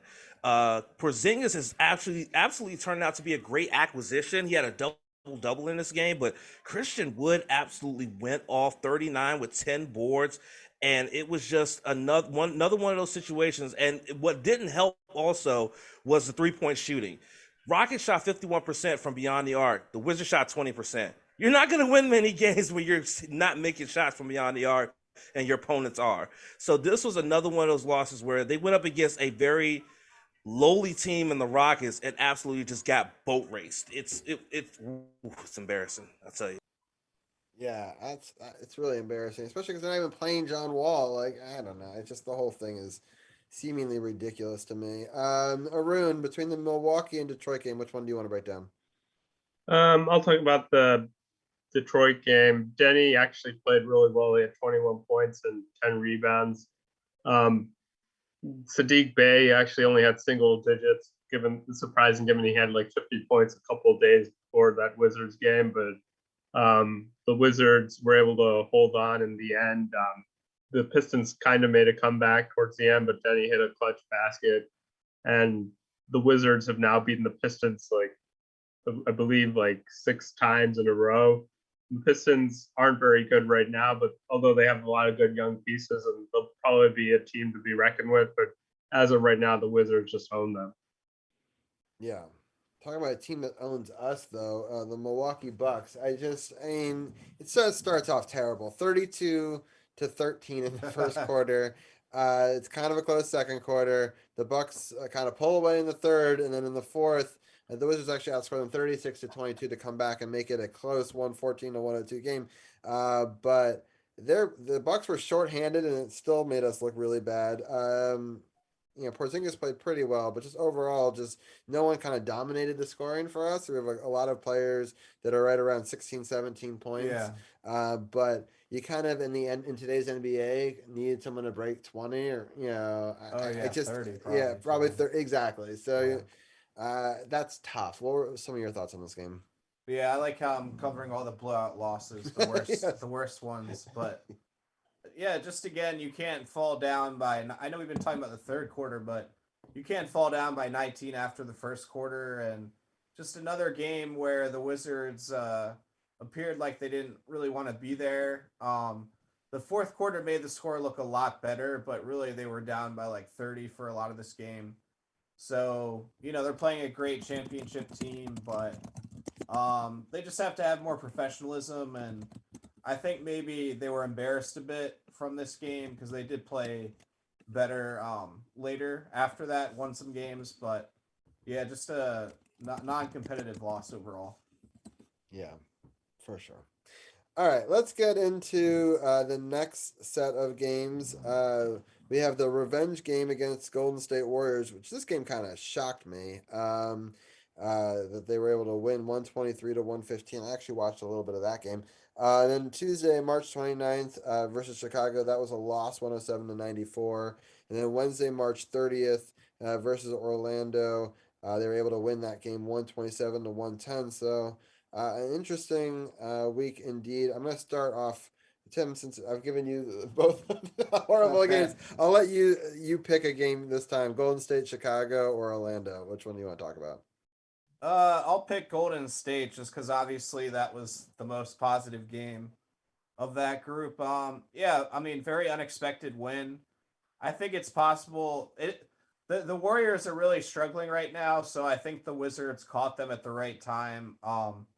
It was kind of a revenge game. Just the Wizards really didn't play well there in the loss earlier in the season. So I think just the combination of the Warriors playing their worst basketball of the season and kind of being at a loss right now, with inconsistency, and the Wizards just being embarrassed a lot in those tough losses, that it's just caught them at the right time. And Kispert's playing really well. as Ken said, Porzingis has been a good addition, so he's been scoring a lot, and KCP's been really consistent, scoring in double digits pretty much every game. So really good effort. It doesn't mean much. It's not good for tanking, but it's a feel-good win, and it shows that the Wizards are still putting up some good efforts. Yeah. So that's good to see. In this situation, you have multiple people putting up 20 points. KCP, Porzingis, Yeah. Kispert, Abadija put up 14 and played some pretty hard minutes as well. So this is a really solid victory. It was one of the things where they started off well, and they were able to continue that through a quarter. And then, in fact, Golden State kind of came back in the fourth to make it closer. At some points, I think it was even bigger lead. So that was exciting. All right. Ken, between Chicago and Orlando, which do you want to talk about? I definitely want to talk about the Orlando game because something that stands out to me from this game, Thomas Satoransky still had a double-double with no points. How has that happened in basketball? The man had 10 boards and 13 assists and 0 points. Like, that is crazy to me. Champ, it's only happened 3 times in NBA history. Holy crap. That's crazy that someone can have 0 points and still have a double-double. That's crazy. But again, Kristaps Porzingis proven to be a hot commodity and a win with that trade that they made for him. 35 points on the night. KCP with 25. I mean, this was a concerted effort by this team against a very, very lowly team in the Magic. This was a game that was a winnable game, and they won it. This is not one of those games where they played down in the competition. They played up, and they won the game that they were supposed to win, and that's what they get. But, man, Satoransky getting a double-double with 0 points is just mind-boggling to me, honestly. Yeah. Another jinxie stat that TBS is throwing up. This is the 4th largest lead that any team has had going at halftime for a championship game. As they then have a travel and then a dunk by Kansas to make it a 40-27 game with 9:14 left in the second half here, but as it's just getting started. But an auspicious start for sure. But I agree. I'm just super excited they were able to beat Orlando and get that big win. Any other thoughts on the champ before we let Arun talk about Chicago? No, just the fact that again, this was a game that was they should have won, and they did. Like most times when they have games where they're supposed to win, they end up losing, or either they lose close or they lose in tremendously bad fashion. But they finally won a game that they were supposed to win, and they did. So good job. But unfortunately, it's all for naught when we look at it. Yeah. All right, Arun, you get this awesome loss to Chicago. What are your thoughts on it? Yeah, Ken mentioned that they managed to win this game. The Wizards are actually in a position to win this game, surprisingly in the fourth quarter, only being down 2 points. But DeMar DeRozan, he had double figures in the fourth quarter, and of course the Wizards blew the game. And not much really to say. Denny had like a pretty solid game. Rui also with 21 points. KCP with 20 points. The Bulls actually lost to the Knicks the previous night. So another thing Brian can brag about is that the Knicks actually beat the Bulls and the Wizards didn't. But I just want to say one more thing about that double-double. It's actually the other time that it happened was actually this year, Josh Giddey. So 2 of the 3 times it's happened in NBA history have actually just happened in the past couple of weeks. Wow. Which is pretty crazy. That's random. Yeah. The last time was, I think, in the 70s, or I think 1971 by Norman Greer.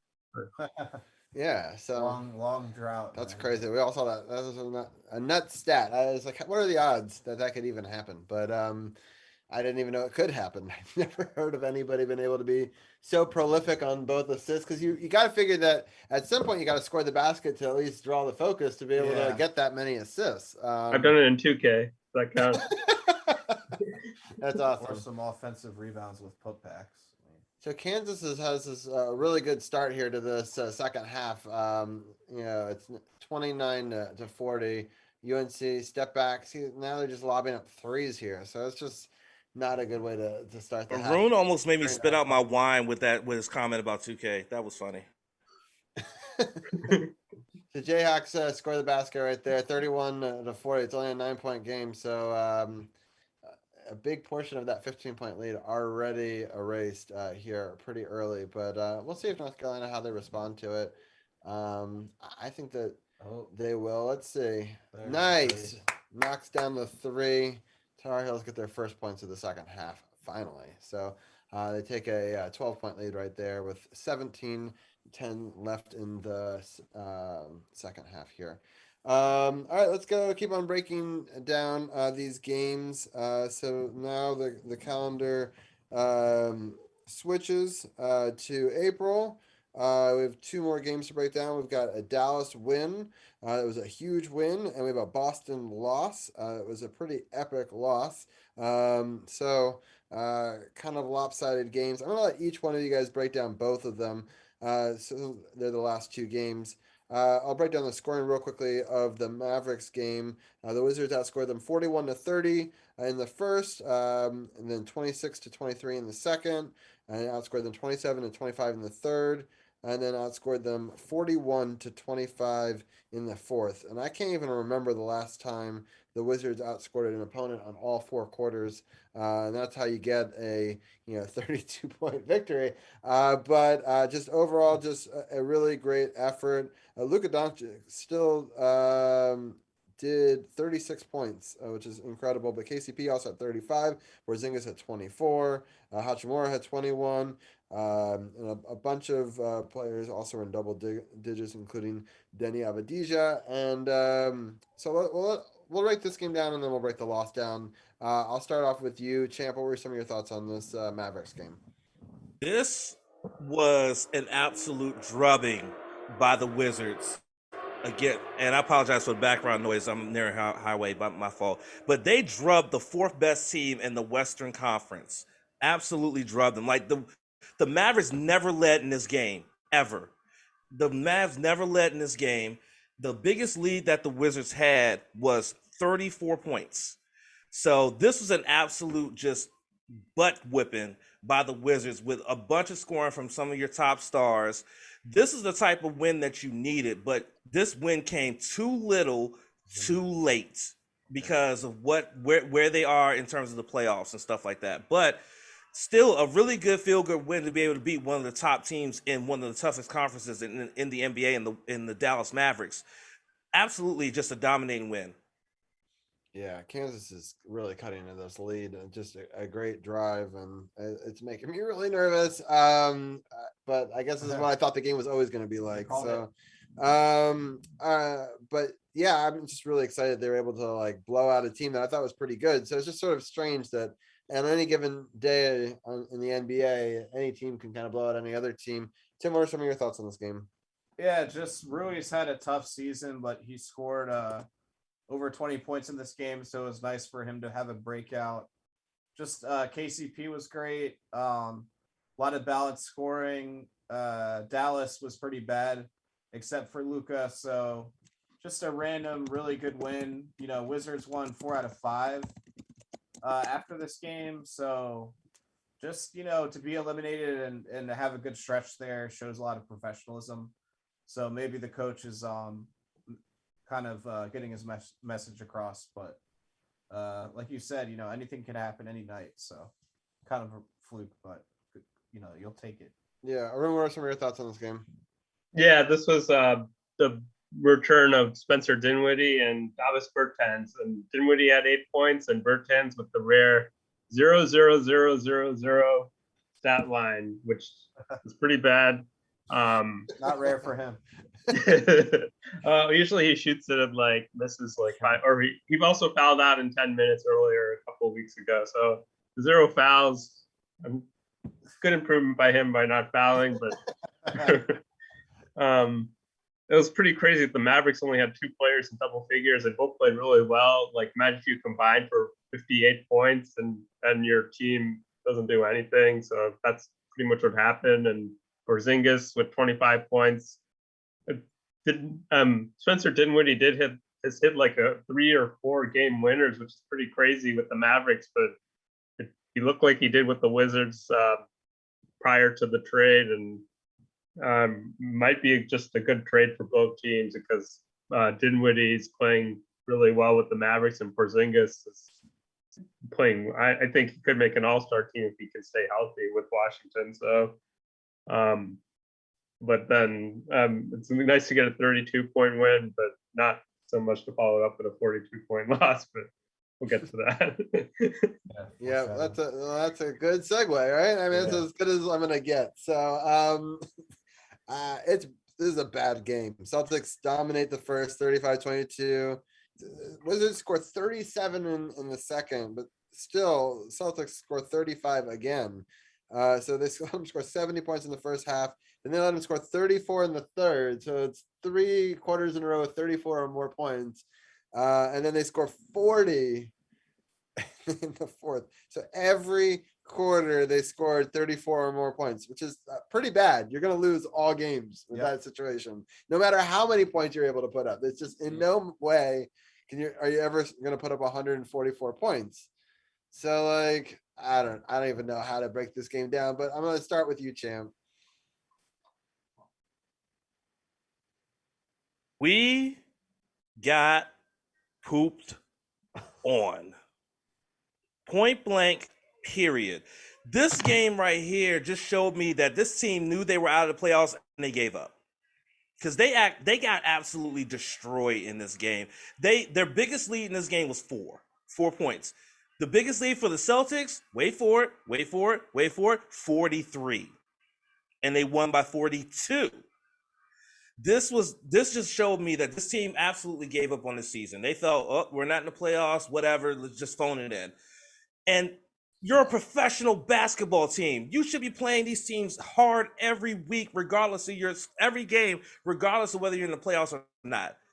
And you did not. You absolutely got this. Now, granted, the Boston Celtics are one of the best teams in the East. Yes, I get that. So you're supposed to play them even harder. And they're your rivals. The rivalry between the Celtics and the Wizards is similar to Pittsburgh, Baltimore, and Dallas, Washington in football, NFL, and things like that. But you absolutely just got absolutely railed by your rival in their building. Unacceptable. Carly Sings is happy. She's at least a Boston fan, so it's somebody who can be happy in this group. Carly, I love you, but no, I don't like you. She doesn't even really watch them. She's just saying that she was excited that a Boston team was mentioned. Yeah, so they missed 2 out of 3. So an awful call on a 3 and a terrible flop, and the ball don't lie. He missed 2 out of 3 free throws. So anyway, but it's only a 6-point game now. Kansas has already made more field goals in the first 3 minutes of this half than they did in the last 10 minutes. And one of Carolina's good players just got hurt. He's trying to walk it off. This is going really badly. For as good as it went for Carolina at the tail end of the first half, is going that badly. They're too good not to have a run. I really think they should take that player out. I don't let them. Oh wow, they're going hard, but it's just nothing is falling. You can't run. It's they're gonna run at him. Ooh, what a shot. All right, so it's 41-45. It's now a 4-point game. So almost the entire 15-point lead has been erased. That's a foul. It's a good pass, and just put pressure down low for them, and you just kind of have to make those moves. It's just they're gonna have to start to drive. They can't be shooting these jump shots anymore against this team. They just got so much length. Like you kind of have to. I don't know. It's going to be a tough national championship game. But anyway, I'm sorry. I want to talk more about that because at least that game is close. This game was not close at all. Does anyone have any final thoughts on this before we look at the upcoming schedule? Anyone? I mean, I'm fine just moving Ken on. said it all. The Celtics were 11th at the end of the year, and end of last year, and now the Wizards are 11th, and now the Celtics are the 2 seed. So a lot can change in a couple of months, and it didn't work out so well for Washington. Yeah, I shouldn't make fun of other people's free throws because that was a terrible free throw missed by North Carolina. He made the first one. Now driving, 2 more free throws coming. 13:52 left. This is Ooh, rough. All right, Minnesota on Tuesday at 8:00, and then it's at Atlanta on Wednesday at 8:00. Then it's Friday against the Knicks at 7, and then there's a Sunday at Charlotte that's 2BD. So is that how? It is that says right? 3:30 on my app. It says It says- 3:30. Know by now, Yeah, they should know yeah. by now. 3:30. Okay, what? I hate Yahoo for some reason. Anyway, 3:30 on Sunday. So this is it. This Google is says TBD too. yeah. Sponsored by Google. Yeah. Google doesn't know anything. Yeah, I think Google actually uses Yahoo for it, which is kind of ironic. But anyway, we got at Minnesota, at Atlanta versus New York, at Charlotte. I'll let each one of you guys pick a game that you'd like to talk about. I'll start off with Champ. Which one do you want to break down? I want to break down Minnesota because reason why I want to break this one down is because I feel like this is a statement game. Granted, this season absolutely went to SHIT, but I feel like if they could beat the Timberwolves, who are pretty much in the playoffs as the 7th seed right now, if they could beat a playoff team on this stretch, I think that it'll make a statement that this is a team to look out for in the 2022-2023 season. Honestly, you got Kristaps. Hopefully Kristaps will be fully healthy when you start the next season, and you have the pieces with KCP and everybody else. So I really feel like this is going to be a statement game for this team to be able to take on Karl Anthony Towns and that talented Timberwolves roster. So I really feel like they need to win this game in order to like let people know in the East know, like, hey, yeah, we had a crappy season. We started off strong and then we just absolutely fell off. But guess what? We are still a team y'all need to watch out for. So they need to win this game. Will they win this game? Possibly, but they need to win this game. So Arun, I'll ask you this question right now. The only thing that's interesting for the Wizards are whether or not they're going to be the 11th seed or the 12th seed in the East, right? So they can't fall to 13.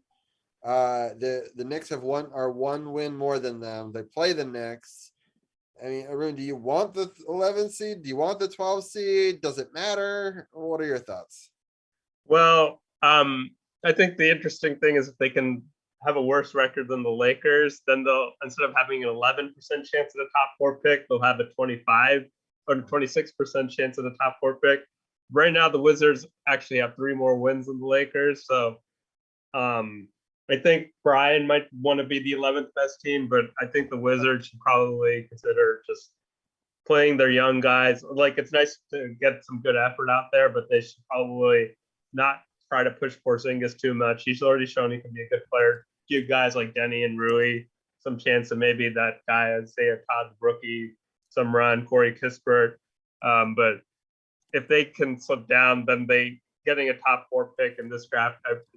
You got Chet and a couple Jabari and like a couple other players, so it'll just be better. And if the Wizards get a better draft pick, because I don't think there's much to play for other than, yes, we had a better season than the Knicks, and we can brag about it to Brian, but at the end of the day, I don't really care about that.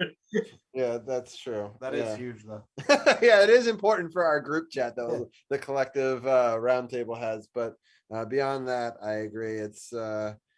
It's going to be an interesting offseason for sure. I'll let Tim, any final thoughts on this last week of the season that you have?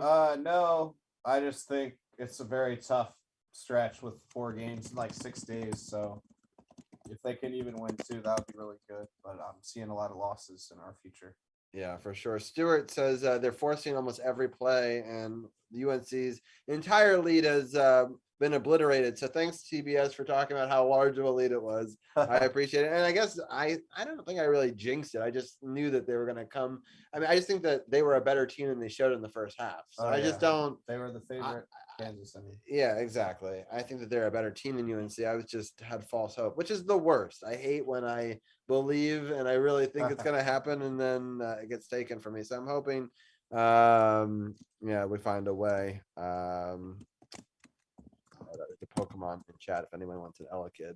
So I already have one, so I'm not going to catch it. But yeah, so it's going to be an interesting week. Did anybody else have any final thoughts they have on the last week for the Wizards before we get into talking a little bit of March Madness?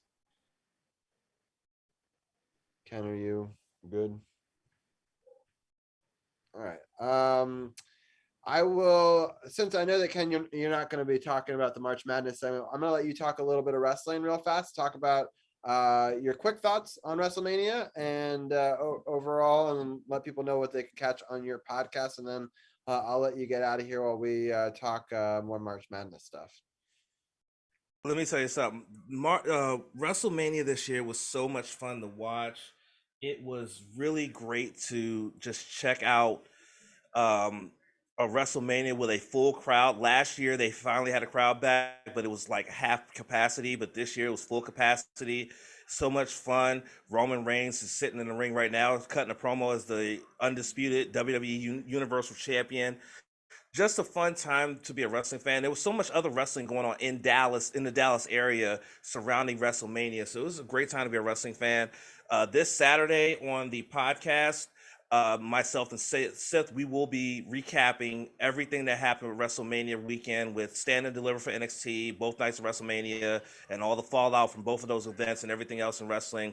And also, I'm really happy because come May 14th, I'm going to my first ever New Japan Pro Wrestling show because they are coming to DC to the Entertainment and Sports Center in Southeast DC on May the 14th. And I will be there along with my partner Sage, who is also our New Japan analyst as well. We're going to be literally like 2 rows away from each other in the same section. So I'm super excited to catch a New Japan show for the first time in my life. I cannot wait. May 14th can't get here fast enough. But sure after Saturday, what's that? Make sure you shoot some clips and stuff and throw it on your podcast page and stuff. I'd love to see it. I'll definitely try to do that. I'm pretty sure they're very strict about videos and stuff like that. And New Japan is very strict about their stuff being put out there without, written permission and stuff like that. So we'll see what we can do. Even your experience, you could always blog about like going or or something about it. So I definitely will. But just one last thing is after Saturday, we will be on a 2-week break because this will be our season finale, our season 3 finale, and then we will be off for 2 weeks, and we'll be back for season 4 of the podcast in 2 weeks from Saturday. So I can't wait for the break, but I cannot wait for season 4. That's awesome. So season 4, have you for all seasons been on this show? Will this be your 4th season here as well? I believe so, actually. I believe this is my 4th season with Sports on the Hill and covering the Wizards. Yeah, that's really cool. So I can't believe we're starting season 7 here. I couldn't imagine that 7 years ago, or 6 full years ago. Where we'd be today and doing all this and on Twitch, and shout out to Island Vibing and CT and Andy and a bunch of people that are lurking. And so I really appreciate everyone for being a part of this. We'll talk a little bit more March Madness here, but definitely I'll do the champ command here. But check out the True No Spots pod. Also, SportsOTHP.com got an overhaul yesterday with season 7, and you can catch all these guys and all their bios and all their social links now on SportsOTHP.com. So if you want to read more about them and what they do and have links to all their stuff, also podcast partners, we got both the No Spots podcast on there, as well as Brian's podcast is also over there. And then Arun, I've also linked to your podcast on your bio, the Hey Arun podcast. So if people go check out Arun's bio on Team Sports OTHP link on sportsothp.com's website, you can definitely check out more of that. But Champ, thank you as always for modding in chat, but also being a member of this roundtable. I'm sure we'll have a wrap-up show next week talking about the Wizards season and the upcoming playoff matchups and stuff like that. And then we always kind of break down. We become a NBA roundtable instead of a Wizards roundtable and talk a little playoffs just to keep it exciting in the off season. But Champ, I really appreciate your time, and I really had fun on your show yesterday, and hope that you have a great week. Thank you, guys. Y'all have fun talking March Madness, and I will see you guys next week. Sounds good. Appreciate it. All right, Arun, it's been an exciting tournament. I'm going to get your just quick take on the tournament in general, but also the final 4 matchups were great on Saturday. I want to talk a little bit about that as well. But Arun, in general, what were your thoughts on this tournament? Arun, I think you're muted. Yeah, sorry about that. Yeah, the lead up to the tournament was pretty great. North Carolina beating St. Peter's, the end of their improbable run. Duke coming out. I don't think many people had Duke coming out of the region, but they played well. And then Villanova, they won. They beat Texas. They beat Houston, and they were actually a 3-point underdog in that game. So that was pretty good. But they did lose Justin Moore to an Achilles injury. And Kansas, I think that was probably, more people than not picked Kansas to come out of that region. And I think the Villanova Kansas game, I'm a Villanova fan, but I thought Kansas was going to win by double digits, and they ended up doing that just because Villanova plays a 7-man rotation going into that game, and losing a guy that probably plays like 40 minutes a game. He's not in foul trouble, and Justin Moore from the DC area. That was probably the death now for Villanova. And then the Duke North Carolina game was really great. I believe there are 15 lead changes. Caleb Love wasn't really great in the first half, but he came through in the closing in the second half, and it was an excellent for Duke to walk out of that game. Coach K shook hands, but their players didn't, from what I saw. And One player, I think one player shook everybody's hands. I think it may have been 17 lead changes. It was crazy. Yeah. And it was tied with 2 minutes left in that game. And then I'm happy that UNC kind of dominated the last 2 minutes, in the sense of I didn't want it to fall on one person's missed shot or something. Like, I feel like it would have been heartbreaking, and like I didn't want too much history with, like, I wanted to be on the institutions, not the players, right? Like, and so I'm kind of happy that, like, it wasn't like one Duke player like missed a shot and like, yeah, screwed over Coach K, and like it's about to be tied here. Kansas with an and one with 10:53 in the second half. This game is nuts. This is I thought the two semifinal games were really great, but this might even be better than that. Tim, what are some of your thoughts on the overall tournament? Yeah, it's been a really fun tournament. You had a 15 seed get all the way to the Elite Eight, right? Yeah. So St. Peter's was kind of the story of the tournament. I think UNC knocking them out and then getting all the way to the final, they're like the new underdog story, although it's a huge program. So it's been great to see that. Just a lot of good games in the first 2 days are always special, and just so many stories, like the fact that Duke and UNC had never played in the tournament, and then UNC just beat them twice in two really important games this year is incredible. So I'm sure this game's going to come down to the wire, but just the tournament's great, and I can see why the NBA wants to recreate that, like in the middle of their season. I think it's one of the best sporting events. So just one of the best things to watch every year. Yeah, for sure. And Kansas takes the lead, so an entire lead is now obliterated. They just got stolen and one. Wow. So now they're going to take a 5-point lead, potentially a 6-point lead. And just like the wind is just out of kind of sails, it looks like they just already have lost this game. Like it's just the look on their faces. It's pretty devastating as a Tar Heel fan watching them blow. I'm not gonna lie. We're probably only gonna stay on for a little bit longer, and we'll watch the last part of this sulking in my room. But it's just, yeah. Stuart's saying it's almost like North Carolina has never played a game with a lead before. Hard to watch. Yeah, it's pretty painful. I do think Kansas is the better team, and we're just finally seeing it in this game, but it's just hard when you saw how well they played. They just did such a great, so it's a 9-0 run in less than a minute. So, I mean, finally, it's just to stop the bleeding right there. So it makes it 56-52. Kansas is still in the lead with just under 10 minutes left in this first half, but second half, sorry. Rune, any other thoughts that you had on the tournament? Just like, I thought it was every time that Kansas and Villanova play each other, I believe since like 2008, the winner has gone on to win the national championship. So if this holds and Kansas would win, but it's definitely, this game's far from being over. And I believe North Carolina, they've also, the same thing happened 3 times in this century that or twice, the national champion went through that game. North Carolina won 2005, 2009, and Villanova won in 2016. So just really, I think it's weird that Villanova just keeps losing to the national champion, but it may not happen. We'll see. North Carolina may pull out the comeback. Oh, the foul. Damn it.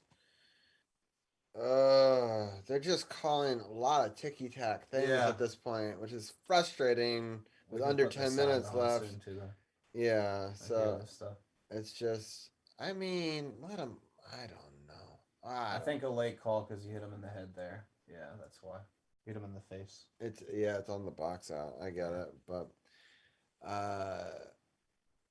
is this guy any good at free throws? I don't know. David McCormick, He's good in general. Yeah. I don't know about free throws. Yeah, let's see.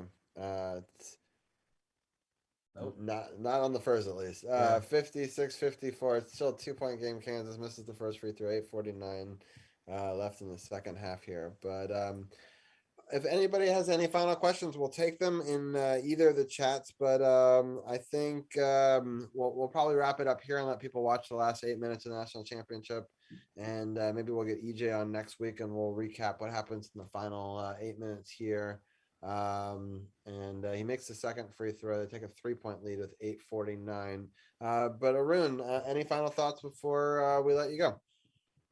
No, not really. We could talk about the slap next week. Nice. The slap heard around the world. That's awesome. How it affects sports. It made a good meme. They made the Ramsey slapping Coach K and him falling to the floor. That was a pretty good meme. But other than that, I feel like I need to process this for like a couple more weeks as well. It needs to be talked about more. Yeah. Not enough coverage. Well, I'm sorry that your team didn't make it to the finals, Arun. I know, but it's still very exciting to get a Final Four matchup for sure. Yeah, I'll take the Final Four. Definitely so solid. You got as far as Duke did, right? So, yeah. I'm actually happy that Villanova lost because that was before the Duke North Carolina game because I thought Kansas had a better chance to beat Duke. That was pretty much, and I'm really happy that Duke lost. Yeah, for sure. I'm super happy about that. Oh, That's why this was this kind of game is kind of gravy, but a big time 3 to tie the game at 8 minutes left. Who knows? Could be anybody's game. I'm like tempted to do the whole game, but like also it's long. Because this last 8 minutes is gonna take a while. Right, exactly. So let's figure out somebody to raid. I'm gonna check out my list here. If anybody has any suggestions, I am happy to take. I don't usually take raid suggestions, but I see there's a bunch of us that are on right now. But I'm thinking about maybe Sarah Cameron Music. We've done her before. We've also done Black Girl Gamer before. We could do somebody new. I have a lot of other people on there. We could do the Stream Scribe, which is a calligraphy artist, which is kind of cool. We could even raid some turtles and chill, which is an interesting vibe. All right, North Carolina down low. Let's see. That should be a foul, right? That's gotta be if the other one is. Yeah, that's a foul. Anyway, anybody have any raid suggestions? I'll let them do it now. If not, here I can also do a poll real quick. So if people want to do raid, we want music, we want art. Grab some water. Yeah, sounds good. Turtles, music, art, turtles, or new, or we'll do gamer. We'll let people do it. We're gonna do it's gonna be a quick 2-minute poll, and I'll let people rig it if they want to. With points or bits. Start poll. All right, so people can let me know. There's also a Yamper in chat if people want to catch that. I don't even think I have that. Let's see. I don't. Pokey Catch Ultra. See if I can catch that real quickly. All right, with that, I'm going to end at least the Facebook and the audio form of this podcast. They don't need to see what we're doing on Twitch, but I appreciate everyone for tuning in on the Facebook stream and for listening to the audio podcast back if they're listening later. Again, sportsothp.com, a new website. It's got all the links that you need. Definitely check it out. And we'll be back next week with more hockey and basketball talk. And we may even talk a little bit more of this March Madness. But thank you for tuning in on Facebook or the audio. And we'll talk to you guys next week. See you guys. And all right, Arun, well, I'll let you go as well. Stuart's asking, what is a turtle? It's actually a tank of turtles. It's a really chill vibe. It's a really popular show on Twitch. So yeah, it's a whole thing. So people can no one's voting. All right, turtle. All right, that's what Stuart's voting for. Nice, I caught the Yamper. So we might go to Turtles and Chill, which is kind of actually a cool vibe. And I think that's what's going to win unless somebody else votes for something different. Twitch.tv. I'm just going to pull up their URL right now. They have 137 people watching these turtles right now. So So Island Vibing asking, am I in the Discord or Davies? I'm definitely in Davies Discord. Turtles and Chill, yeah, exactly. That's what we're gonna do. So raid Turtles and Chill. See if we're starting that raid. All right. Well, thank you everyone for tuning in and being a part of this. I am in Davies Discord. Island Vibing. They are Chill Turtles. And you wanted to discuss the overtime rule. It looks like I was right all along. That's fair, Stuart. I like that you added that at the very end. I'm happy it was after the audio podcast. I guess that you are right in the sense that they are changing it, but I still like the old rules better. We did talk about it a little bit last week with our NFL guys, or a couple weeks ago. That's fair. You got it right in the end. I'm not upset that they're going to change it. I just didn't think it was a problem the way it was. We'll see how that is. This game is again tied 57 all. We're the under 8 in the second half. Go check it out. Nobody in Canada complains, just saying. That's fair. We'll raid some Turtles and Chill. You can grab the raid call right now. Go Tar Heels. Hope they find a way to come back to save my bracket. Hope that you guys all have a great night. Thank you everyone for tuning in. I really appreciate it. I guess I never put out the NCAA one, but go Tar Heels, and we'll see you guys all soon. Have a great night.